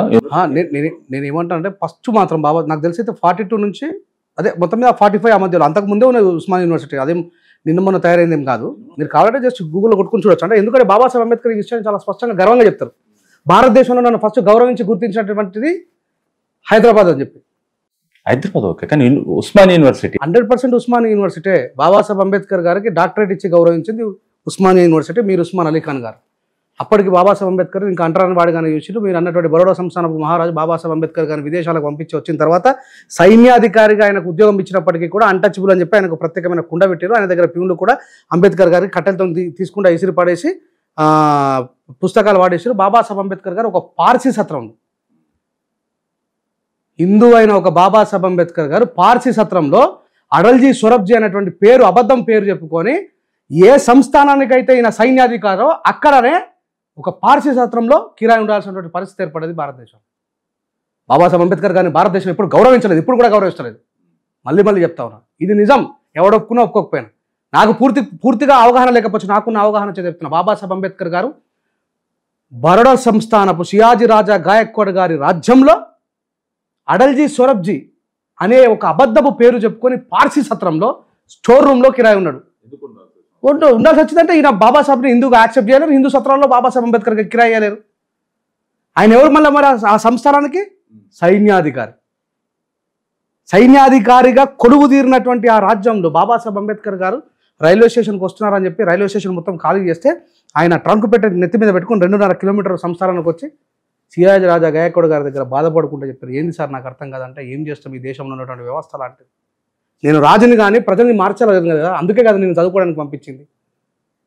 ఆ మెటాలిటీ ఏదైతే ఉందో అది ఇక్కడ నువ్వు ప్రదర్శిస్తేనే ఈ సమాజం మారుతుందని చెప్పి బాబాసాహెబ్ అంబేద్కర్ గారు అన్నారు. ఎప్పుడు గౌరవించలేదు బాబాసాహెబ్ అంబేద్కర్ని.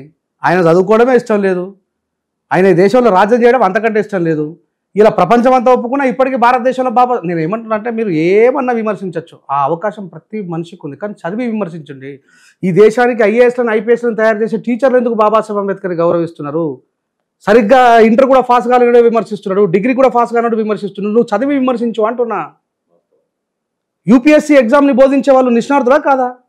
మరి వాళ్ళందరూ బాబాసాహెబ్ అంబేద్కర్ గారిని నడుస్తున్న లైబ్రరీతో పోల్చిండ్రు. ఇంత గొప్ప వ్యక్తి అప్పుడు అడవు ఎట్లా చదువుకోగలిగిండు, అంత చదువు ఉత్తగా అమెరికాలో ఎందుకు సర్టిఫికెట్లు ఇస్తారని నాకు అర్థం కాదు. భారతదేశం నుంచి పోయినటువంటి ఒక భారతదేశాన్ని బ్రిటిషర్స్ ఎప్పుడన్నా బానిస దేశంగా చూసిర్రా, గొప్ప దేశంగా చూసిర్రా? బానిస దేశం నుంచి ఈయన పోయి బయట దేశంలో చదువుకుంటే ఆయనకు విలువ ఎట్లిస్తారు? మళ్ళీ ఆయన ఎవరు? కోమటైనా, బాబరైనా, ఒక దళితుడు. మీరు అన్నారుగా ఇందాక, బాబాసాహెబ్ అంబేద్కర్ గారు ఇట్లా ఒకటే టర్మ్లో 2 టీసీలు, ఒకటే టీసీని 2 సార్లు అడ్జేసి బాబాసాహెబ్ అంబేద్కర్ నేనేమంటే బాబాసాహెబ్ అంబేద్కర్ గారి మీద దేశం మీదనే ప్రేమ లేదు బ్రిటిషర్స్కి. అప్పుడు అంబేద్కర్ మీద స్పెషల్ ప్రేమ ఎట్లా ఉంటుంది అంటున్నాను నేను. ఆయనని ఈ దేశంకు నిష్ణార్థులు చేయడం వల్ల వాళ్ళకి వచ్చేది ఏం లేదే. బాబాసాహెబ్ అంబేద్కర్ గారు ఏమైనా బ్రిటిషర్ని భయపెట్టకుండా, బెదిరించకుండా, వాళ్ళని ప్రశ్నించకుండా ఉన్నారనుకుంటున్నారా? మీరు చూడు, అంటే బాబాసాహెబ్ అంబేద్కర్ గారు ఏంటంటే ఆయనకు తెలుసు ఈ స్వాతంత్ర పోరాటం మాకు సంబంధించింది కాదు అని. సర్దార్ వల్లభాయ్ పటేల్ ఉండగా ఎవరు పెద్దోళ్ళు? వల్లభాయ్ పటేలా, నెహ్రూ? సర్దార్ వల్లభాయ్ పటేల్ కంటే నెహ్రూ పెద్దోడు కాదు, వల్లభాయ్ పటేలే పెద్దోడు. ఈయన ప్రైమ్ మినిస్టర్ కావాల్సింది. ఈయన బీసీ కులస్తుడు అని చెప్పేసి ఈ దేశాన్ని మళ్ళా అగ్రరాజ్యం నుంచి భారతదేశాన్ని పరిపాలించి ఒక మకుటం లేని మహారాజు బాపునాయుడు ఉండాలి కనుక ఈ బీసీని ఎట్లిస్తారని చెప్పి సర్దార్ వల్లభాయ్ పటేల్ తొక్కేశారు. గాంధీ చేశాడు. ఎస్, నేనేమంటున్నా, మరి అందరు ఓట్స్ అని ఇక్కడ పడ్డ తర్వాత రాత్రి ప్రధానమంత్రి సీట్లో కూర్చోబెట్టింది మహాత్మా గాంధీ. సర్దార్ వల్లభాయ్ పటేల్ గారిని యాక్సెప్ట్ చేయలేనటువంటి ఈ సమాజం బాబాసాహెబ్ అంబేద్కర్ గారిని ఎట్లా యాక్సెప్ట్ చేస్తుంది అంటున్నా. ఆ రోజు మీరు ఆలోచించండి. మరి ఆయననే అంత గొప్ప స్వాతంత్ర పోరాట యోధుడు బాబాసాహెబ్కు తెలుసు ఇది మాకు సంబంధించి. అప్పుడు అంటాడు సర్దార్ వల్లభాయ్ పటేల్, నిజంగా అంబేద్కర్ నువ్వు చేసిన పోరాటంలో న్యాయం ఉందయా? నేను ఇన్ని రోజులు తప్పర్థం చేసుకుని ఈ కళ్ళు నన్ను శూద్రుడి కిందనే చూసిండ్రు. నేను చేసిన త్యాగాన్ని, నేను చేసిన సేవని గుర్తించలేదు, కానీ నా కులంనే గుర్తించారు కొడుకును. అందుకే నాకంటే చిన్నోడైనటువంటి నెహ్రూ మౌనంగా ఉండి సమాధానం చెప్పాడు. గాంధీ అటా ఇటా అంటే సపోర్ట్ చేయడు. ఆయన మౌనంతోనే నెహ్రూకు సమాధానం చెప్తారు. ఇది ఎవరో తెలుసు చరిత్రలా. నిజంగా ఫస్ట్ ప్రైమ్ మినిస్టర్ కావాల్సింది సర్దార్ వల్లభాయ్ పటేల్. ఈ హ్యావ్ దట్ కేపబిలిటీ. ఆయనకు వయస్సు ఉన్నది, అనుభవం ఉన్నది, అన్ని త్యాగాలు చేసిండు, అన్ని పోరాటాలు చేసిండు. ఆయన డిగ్రీలు ఉన్నాయి కదా, ఈయనకంటే ముందుగా ఆయన చేసిండు, బయటకు వెళ్ళి చదువుకొని వచ్చిన వ్యక్తి. అందరికీ మరి దీని మీద ఈ దేశంలో ఎంతమందికి పరిజ్ఞానం ఉన్నది? ఇప్పుడు చెప్పండి, బాబాసాహెబ్ అంబేద్కర్ గారు మనని ఎప్పటికైనా తొక్కుతారా నాయన అని మొత్తుకున్నాడు, తొక్కేసి పెట్టారు. ఆ విషయం మీరు ఒక్క అంబేద్కర్ గారే కాకుండా పటేల్ గారికి జరిగిన అన్యాయం కూడా ఎందుకు చాలా సందర్భాల్లో మాట్లాడినా, ఎన్నో వీడియోస్లలో మీరు చూసుకోవచ్చు. నేను ఇప్పుడు మాట్లాడుతున్నా ప్రీవియస్ వీడియోస్లో చాలా సందర్భాల్లో చెప్పిన, ఈ దేశము బ్రాహ్మణుల ఆధిపత్యం కోసమే పోరాటం చేసిన స్వాతంత్ర వేరాలు ఆయన గాంధీ చేసింది. అందుకే శూద్రుడైనటువంటి సర్దార్ వల్లభాయ్ పటేల్ని బీసీని తొక్కిపడేసారు అక్కడ అని చాలా సందర్భాల్లో చెప్పిన. బీసీ అయినటువంటి వల్లభాయ్ పటేల్ని తొక్కేసిన వాళ్ళు బాబాసాహెబ్ అంబేద్కర్ గారిని ఎక్కడ గౌరవిస్తారో, ఆయన ఎక్కడ మెచ్చుకొని నెత్తిమే పెట్టుకుంటారు. బాబాసాహెబ్ అంబేద్కర్ గారికి ఉన్నటువంటి న్యాయశాస్త్రంలో ఉన్నటువంటి దానివల్లే ఆయనకు ఫస్ట్ ప్రైమ్ మినిస్టర్, ఫస్ట్ న్యాయశాఖ మంత్రి పదవి ఇచ్చే తప్ప దళితులకు కూడా తెలియదు అంబేద్కర్ గారు ఈ దేశానికి మొట్టమొదటి న్యాయశాఖ మంత్రి అని తెలియదు. అందుకని ఏమంటే హిందూ అయి పుట్టిన ప్రతి ఒక్కడు హిందుత్వంలో నువ్వు ఎక్కడున్నావు, నువ్వెవరు, నీకు ఎక్కడ గౌరవం ఇచ్చారు ఈ దేశంలో. స్వామి వివేకానంద గారు కూడా బాపలను విమర్శించిండని, నేనే కాదు అది ఇది మరి ఇదేంద్రబాయ్ నాకు అర్థం కాదు. దేవుడు కొద్ది మందికే సొంతము, కొన్ని వర్గాలకే సొంతం అని అనడం ఏంది నాకు అర్థం కాదు. ఎల్లమ్మ పోషమ్మని మనం తెలంగాణలో ఇంత అద్భుతంగా సెలబ్రేట్ చేస్తాం, మరి యూపీలో చేస్తారా వాళ్ళు? వాళ్ళకి తెలుసా అసలు ఎల్లమ్మ పోషమ్మ కట్టమైసమ్మ ఇవి అందరూ అవి దేవతలు కావా? నేనేమంటా అంటే లేదు, దీంట్లో ఒక అర్థం ఉంది. వీళ్ళు బెల్లపు శాఖ కోసేటోళ్ళు, మేకలు కోసేటోళ్ళు, కోళ్ళు కోసేటోళ్ళు, ఈ సంస్కృతి వేరు. అట్లా పోతే మనం ఇంకా చరిత్రలో చాలా లోపలికి వెళ్ళాల్సి వస్తుంది. ఇది తెలియదు. అందుకే అంట హిందూ అయి పుట్టిన ప్రతి ఒక్కడు నేను ఎవరు అని హిందుత్వంలో వెతకాలి. నా గ్రంథం ఏదని వెతకాలి, నా గ్రంథం ఏం బోధిస్తుందో వెతకాలి, నా గ్రంథంలో ఏం రాసిందో వెతకాలి. చదవకుండా ఊరికే నేను హిందూ అంటే మాత్రం నేను యాక్సెప్ట్ చేయాలి. నాకు బాధ ఏంటంటే నన్ను హిందూ అనేటువంటి పేరు మీద ఒక వర్గముడు తొక్కుతున్నాడు, నేను యాక్సెప్ట్ చేయాలి. నన్ను గులేకు రాయితున్నాడు బాపరు. నా మాదిగోలు లేకుండా ఈ దేశంలో ఏ గుడికి అభిషేకం జరిగింది, ఏ గుడికి ఊరేగింపు జరిగింది మాదిగోలు తప్పు కొట్టకుండా జరుగుంటుందా? ఇన్ని లక్షల గుళ్ళకి అక్కడ విగ్రహ ప్రతిష్టాపన జరుగుతుందంటే మాదిగోలు డప్పు కొట్టకుండా ఉన్నాడా? ఇక్కడ ఉండదు, ఊర్లో డప్పు కొట్టకుండా ఏ కార్యక్రమం జరగదు. మరి మమ్మల్ని ఎందుకంటే గుళ్ళకి రానియరు? గురవుతల ఉండాలా దూరం? ఈ వివక్షను నేను కూడా ఒప్పు. సరే మా తాతల కంటే సరే ఏమన్నా కావచ్చు, వాళ్ళు కలేబరాల పనిచేయడం వల్ల కావచ్చు, ఏదో రకంగా మమ్మల్ని దూరం పెట్టారు. ఇప్పుడు మాకేమైంది? మేము మంచిగా ఉన్నాం కదా, మేము మంచిగా ఉన్నాం, అందరితో సమానంగా ఉన్నాం. అయినా ఇంకా నా ఐడెంటిటీ పేరు మీద నన్ను అజ్జేయడం ఏంది? ఎగ్జాంపుల్ చెప్పుకున్నట్టయితే ఒక రెడ్డి ఉన్న బ్రాహ్మణుడు వాళ్ళు ఇల్లు కట్టుకున్నా సరే, ఇల్లు కట్టేవాడు, ఇంట్లకు చెక్కలు తీసుకొచ్చి మోసేవాడు, ఇంట్లకు సామానాన్ని సర్దేవాడు, కిచెన్ లో అన్ని ప్లేట్లతో అన్ని చేసేవాడు, తక్కువ కులస్తుడే. అయినా సరే లాస్ట్కి వచ్చినాక గృహప్రవేశానికి ఆ ఇంటికి వచ్చి నీ ఇంట్లో భోజనం చేయడానికి వాడు పనికిరాడు. నేనేమంటానంటే ఈ వివక్ష ముస్లిం వాడు చూపిస్తున్నాడు, క్రిస్టియన్ వాడు చూపిస్తాడు. నేను ఏమంటున్నా, ఈ దేశంలో క్రిస్టియానిటీ పెరగడానికి కారణం హిందుత్వంలో ఉన్నటువంటి మూఢత్వం.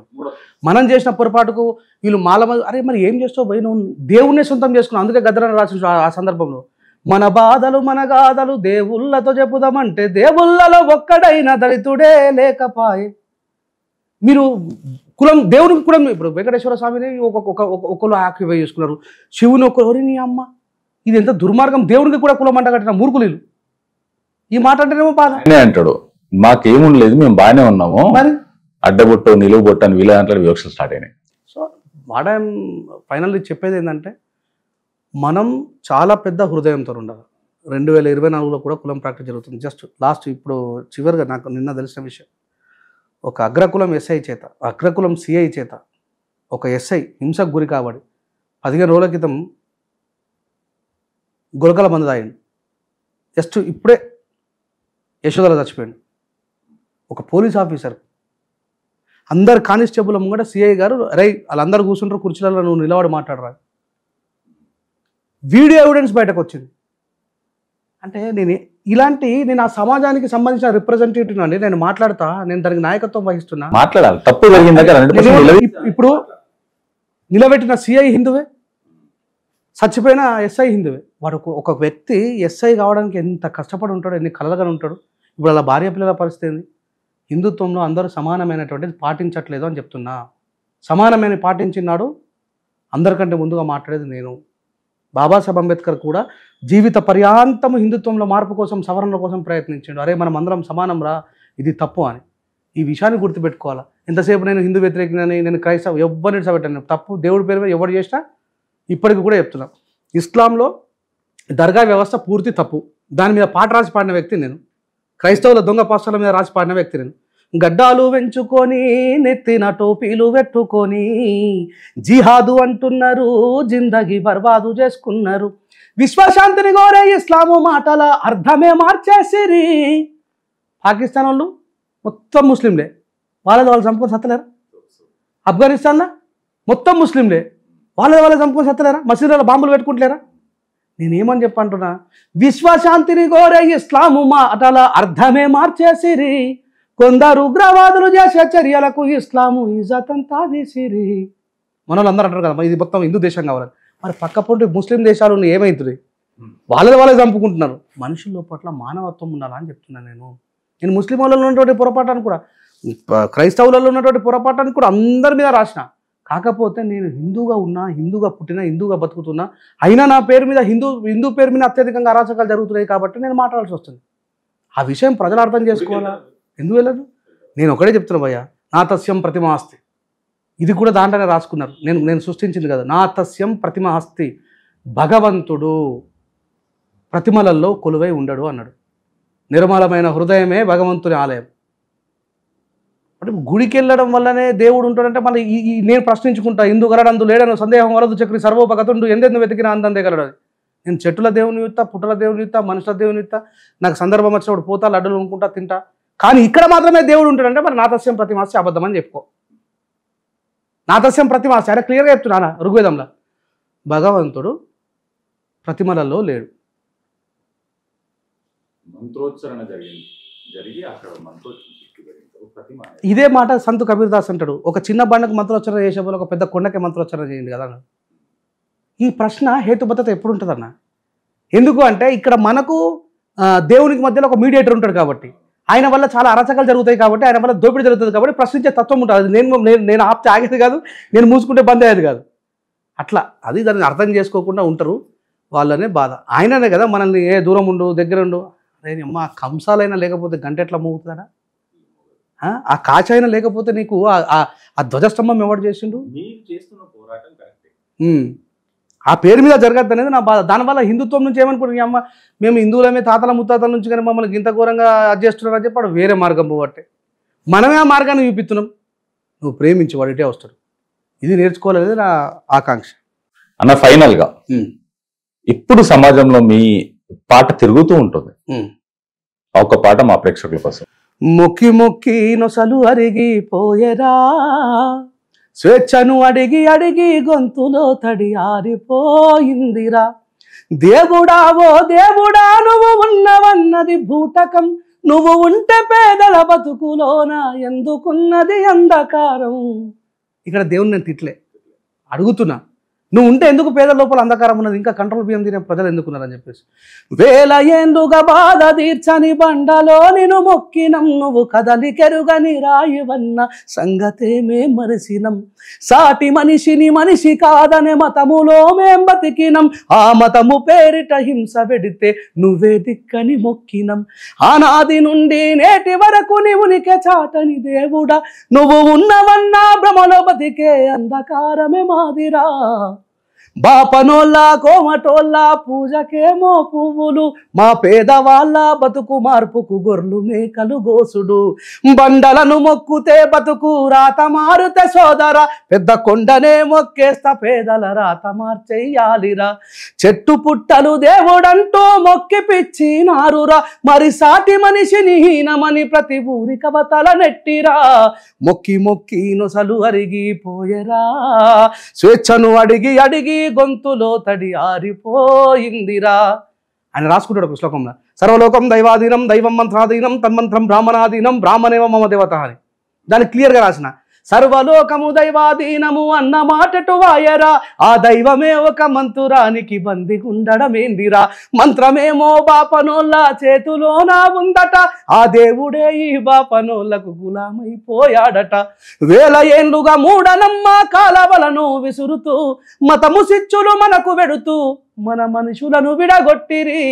మొక్కి మొక్కి నొసలు అరిగి పోయేరా, దేవుడంటూ ఎక్కడో లేడురా, సాటి మనుషులంతా ఒక్కటేనని మనసులో ఉంటాడురా, మన మనసులో ఉంటాడురా. ఇది రాష్ట్రం. ఈ పాట చాలా అద్భుతమైంది, అందరికి నచ్చింది. అందరికి నచ్చింది. మీరు ముందుకు రావడానికి కూడా ఈ పాటనే కారణం. ఎస్ చాలా సంవత్సరాల క్రితం రాసినటువంటి పాట.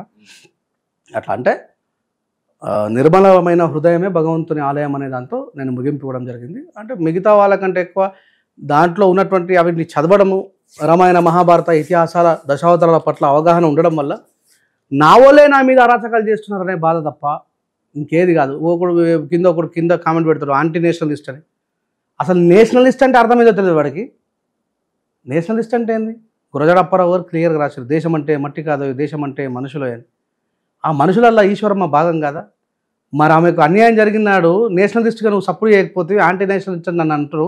మరి నేను మాట్లాడినా ఇప్పుడు ఈ దేశ ప్రజల ప్రేమ పడుకున్నట్టు నాకా కామెంట్ పెట్టిన వాళ్ళగా నన్ను ఈజీగా అన్నాడు యాంటీ నేషనలిస్ట్ అని. నేను పాకిస్తాను, ఆఫ్ఘనిస్తాన్ వేరే దేశం గొప్పదని అన్నట్లే నా దేశంలో అరాచకాలు జరుగుతున్నాయి కాబట్టి this is the responsibility to rise hour voice అని చెప్పి మాట్లాడిన. ఈశ్వరమ్మ ఆమె పేరులోనే ఉన్నది ఈశ్వరమ్మ, మన హిందూ సహోదరి. ఎక్కడో నారా చంద్రబాబు నాయుడు గారు ఉమ్మడి గవర్నమెంట్ ఉన్నప్పుడు పాపం కొనలలో బతికేటోళ్ళని తీసుకొచ్చి ఊర్లో పడేసిపోయారు. వాళ్ళకి ఆధార్ కార్డు లేవు ఇప్పటిదాకా. ఇది స్వాతంత్ర భారతదేశం అని మాట్లాడుకున్నాం.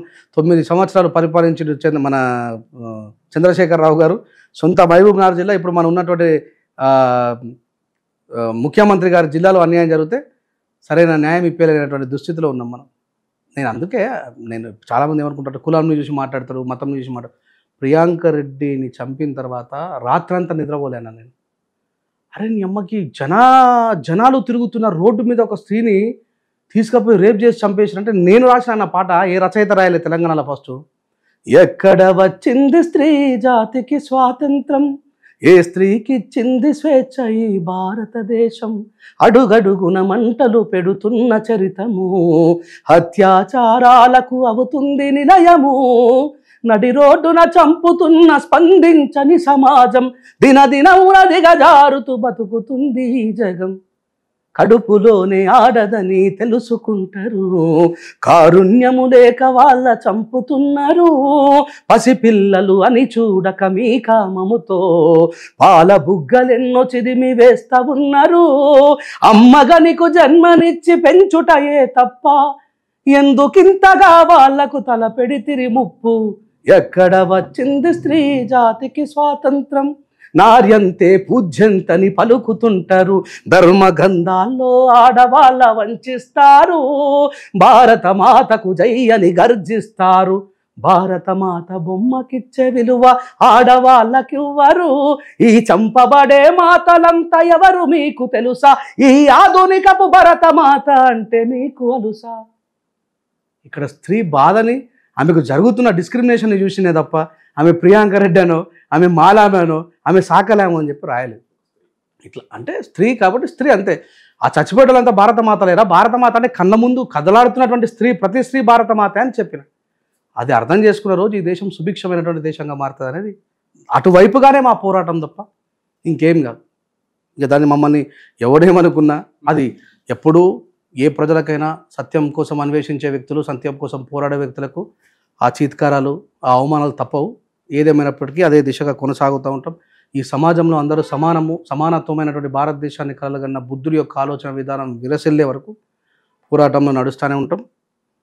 మీరు లాస్ట్ ఒక ఫైనల్ ఒకటి అడుగుతానన్నా, నాస్తికత్వంలో ఉన్నారా, హిందుత్వంలో? నేను హేతువాదిని. మళ్ళీ చెప్తున్నా, నా అస్తిత్వంలో లేని దాన్ని నమ్మనుడు నాస్తికుడు. అస్తిత్వంలో లేని దాన్ని నమ్మరు.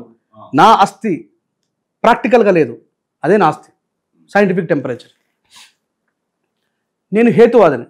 దేన్ని నమ్మల్లో దేన్ని నమ్మద్దో తర్కం చేస్తా, ఆలోచిస్తా, దాంట్లో ఏముంది ఏం లేదనే విషయాన్ని ఆలోచిస్తా.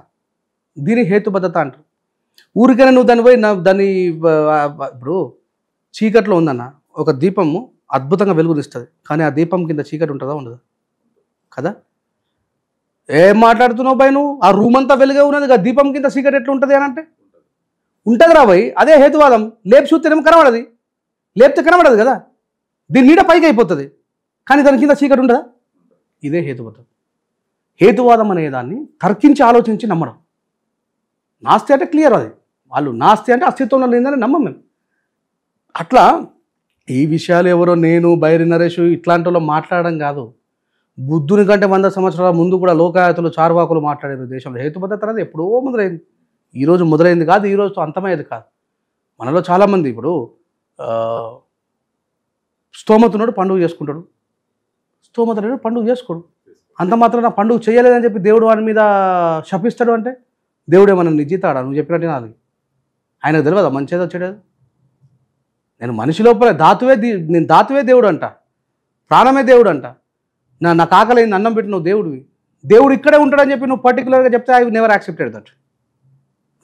నేను గ్రంథాలలో చదువుకున్నా కాబట్టి నాకు తెలుసు. ఆయన ఏమన్నాడు? ఇందు గరడందు లేను సందేహం వలదు చక్రి సర్వోపగతుండు ఎన్నెందు వెతికినా అందందే గరడు అన్నాడు. ఎంతోమంది పాపం రోడ్ల మీద అలబడిస్తున్న వాళ్ళ కోసం వణుకుతున్న వాళ్ళకు దుప్పటకు రాదు దేవుడు. ఈయనేమంటాడు? మన సర్కార్ యేసుప్రభు దగ్గరనేమో పాస్టరు, ముల్లా దగ్గర అల్లా దగ్గర ముల్లా, ఈడ మన దగ్గర పంతులు గారు, దేవుడు ఇక్కడనే ఉంటాడు ఈడనే ఉంటాడు అంటే నేను యాక్సెప్ట్ చేయదు. నీకు నచ్చింది నువ్వు మొక్కు, నిన్ను మొక్కదంటలేదు. కానీ నన్ను మొక్కుమనేటువంటి జులుం చేసే అధికారం మాత్రం నీకు లేదు. ఎస్, అది మాత్రం నేను యాక్సెప్ట్ చేస్తాను. ఇదే నా సిద్ధాంతం. హేతుబద్ధత, మనిషిలో మంచిని నేర్చుకుంటా, మనిషిలో ఉన్నటువంటి మానవత్వాన్ని నేర్చుకుంటా, ధాతువులో శవమే శివుడు అనేటువంటి విషయాన్ని నేను నమ్ముతాను. ఎందుకంటే మా పూర్వీకుల కాలం నుంచి కూడా మేము దాంట్లోనే బతికాం కాబట్టి. కానీ నువ్వు నన్ను ఇది జులుం చేస్తే మాత్రం నేను యాక్సెప్ట్ చేయను. నేను జులుం చేయమని చెప్పి నీకు చెప్పాను. నీకు మంచి చెడు రెండో చెప్తాను, నువ్వు that is your reality. If you want to follow are not, అది నిన్నే డిపెండెంట్. నేను ఖచ్చితంగా నువ్వు చేయమని చెప్పలేదా? ఇప్పుడు శ్రీశ్రీ గారు అంతటి గొప్ప వ్యక్తి ఒక అద్భుతమైన పాట రాస్తాడు, నీ భక్తుడనయ్యాను నిత్య దరిద్రుడనయ్యాను. అది తుకారం జీవితంలో జరిగినట్టు సహేతుకం రాసిండు. ఇట్లా ఉన్నదా భయ అని చెప్పి చెప్తా, నమ్మకపోవడం అది నీ ఇష్టం. అంతేనా కదా? అంతటి గొప్ప వ్యక్తి రాయగలిగిందంటే. భక్త కన్నప్ప లాంటి వ్యక్తి అడవి పంది మాంసం తీసుకొచ్చి సాక్షాత్ పరమశివుడికి తినబెట్టిండు.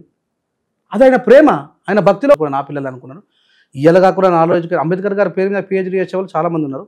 కాకపోతే కొన్ని మీరు లేవనెత్తినటువంటి క్వశ్చన్స్ కావచ్చు, వాటన్నిటికీ ప్రజలకు కూడా ఒకసారి నిర్ధారణ జరిగితే, ఎంత నిర్ధారణ జరిగినా ఈ దేశంలో క్యాస్ట్ డిస్క్రిమినేషన్ అనేది పోతుందనే నమ్మకం అయితే నాకు లేదు. ఎందుకంటే ప్రతిరోజు ఏంది ఒక పోలీస్ ఆఫీసర్ సూసైడ్ చేసుకొని చచ్చిపోయినంటే కేవలం మీరు మరి దీని మీద పోరాటం ఎందుకు? ఎస్, అంటే నమ్మకం లేదు అని ఎందుకు అంటున్నానంటే, ఎట్లా ఉందంటే డిస్క్రిమినేషను తన రూపాన్ని పలు విధాలుగా మార్చుకుంటుంది. మెజారిటీ ప్రజలకు తెలిసి కూడా మౌనం వహిస్తున్నారు.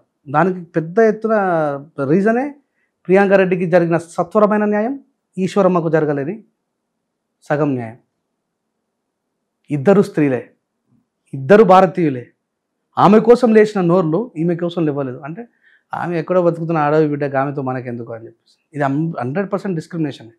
ఇలాంటివి చూసినప్పుడు బాధ అనిపించి చెప్తా ఆ మాట. అయినా సరే నా పోరాటాన్ని నేను ఆపా. ఎందుకంటే మహనీయులు ఎందరో పోరాటం చేస్తున్న మార్గంలో నడుస్తున్నాను నేను. బుద్ధుడే పుట్టక ముందు 100 సంవత్సరాల ముందు హేతుబద్ధత చాలైంది. ఈరోజు బుద్ధుడి గురించి మాట్లాడుతున్నాను. ఆ మార్గంలో నడిచినటువంటి మహనీయుల మార్గంలో నేను నడుస్తూ ఉన్నాను. కాకపోతే this is the largest responsibility to people. అందరినీ కూడా సమానమైనటువంటి ఆలోచనలో చూడనప్పుడు డిస్క్రిమినేషన్ ప్రతి ఒక్కరికి వస్తుంది, సందర్భాన్ని బట్టి వస్తుంది. కాకపోతే అన్ని సందర్భాలలో మనం ఇలా తప్పించుకున్నాం అనుకుంటే అది ఏదో ఒక రోజు నీకు హుక్ లైన్ వేస్తుంది, వేసినప్పుడు అప్పుడు తెలుస్తుంది. చాలామంది మా దాంట్లో కూడా ఏమనుకుంటారంటే, చదువుకొని అభివృద్ధి చెంది మంచిగా బాగా పైసలు సంపాదించుకొని రిజర్వేషన్ ఉపయోగించుకున్న దాంట్లో చాలామంది మూర్ఖులు కూడా మాకు సంబంధం లేనట్టు బిహేవ్ చేస్తూ ఉంటారు. అలాంటి వాళ్ళని మేము ఎప్పుడు పరిగణలోకి తీసుకోము కూడా. What ever, thank you very much అన్న. మీ ద్వారా అయినా సరే ఒక మంచి సందేశం పోవాలా సమాజానికి అని చెప్పి కోరుకుంటున్నా. సమాజానికి ఎప్పుడు మంచి చేయాలని, ఒక మంచి సందేశాన్ని ఇవ్వాలనే మా ఉద్దేశం. తప్పకుండా జర్నలిస్ట్ అయినా ఆ ఒక మంచి ఉద్దేశం మీద ఉంటాడు. చాలా థ్యాంక్స్ అండి ఈరోజు.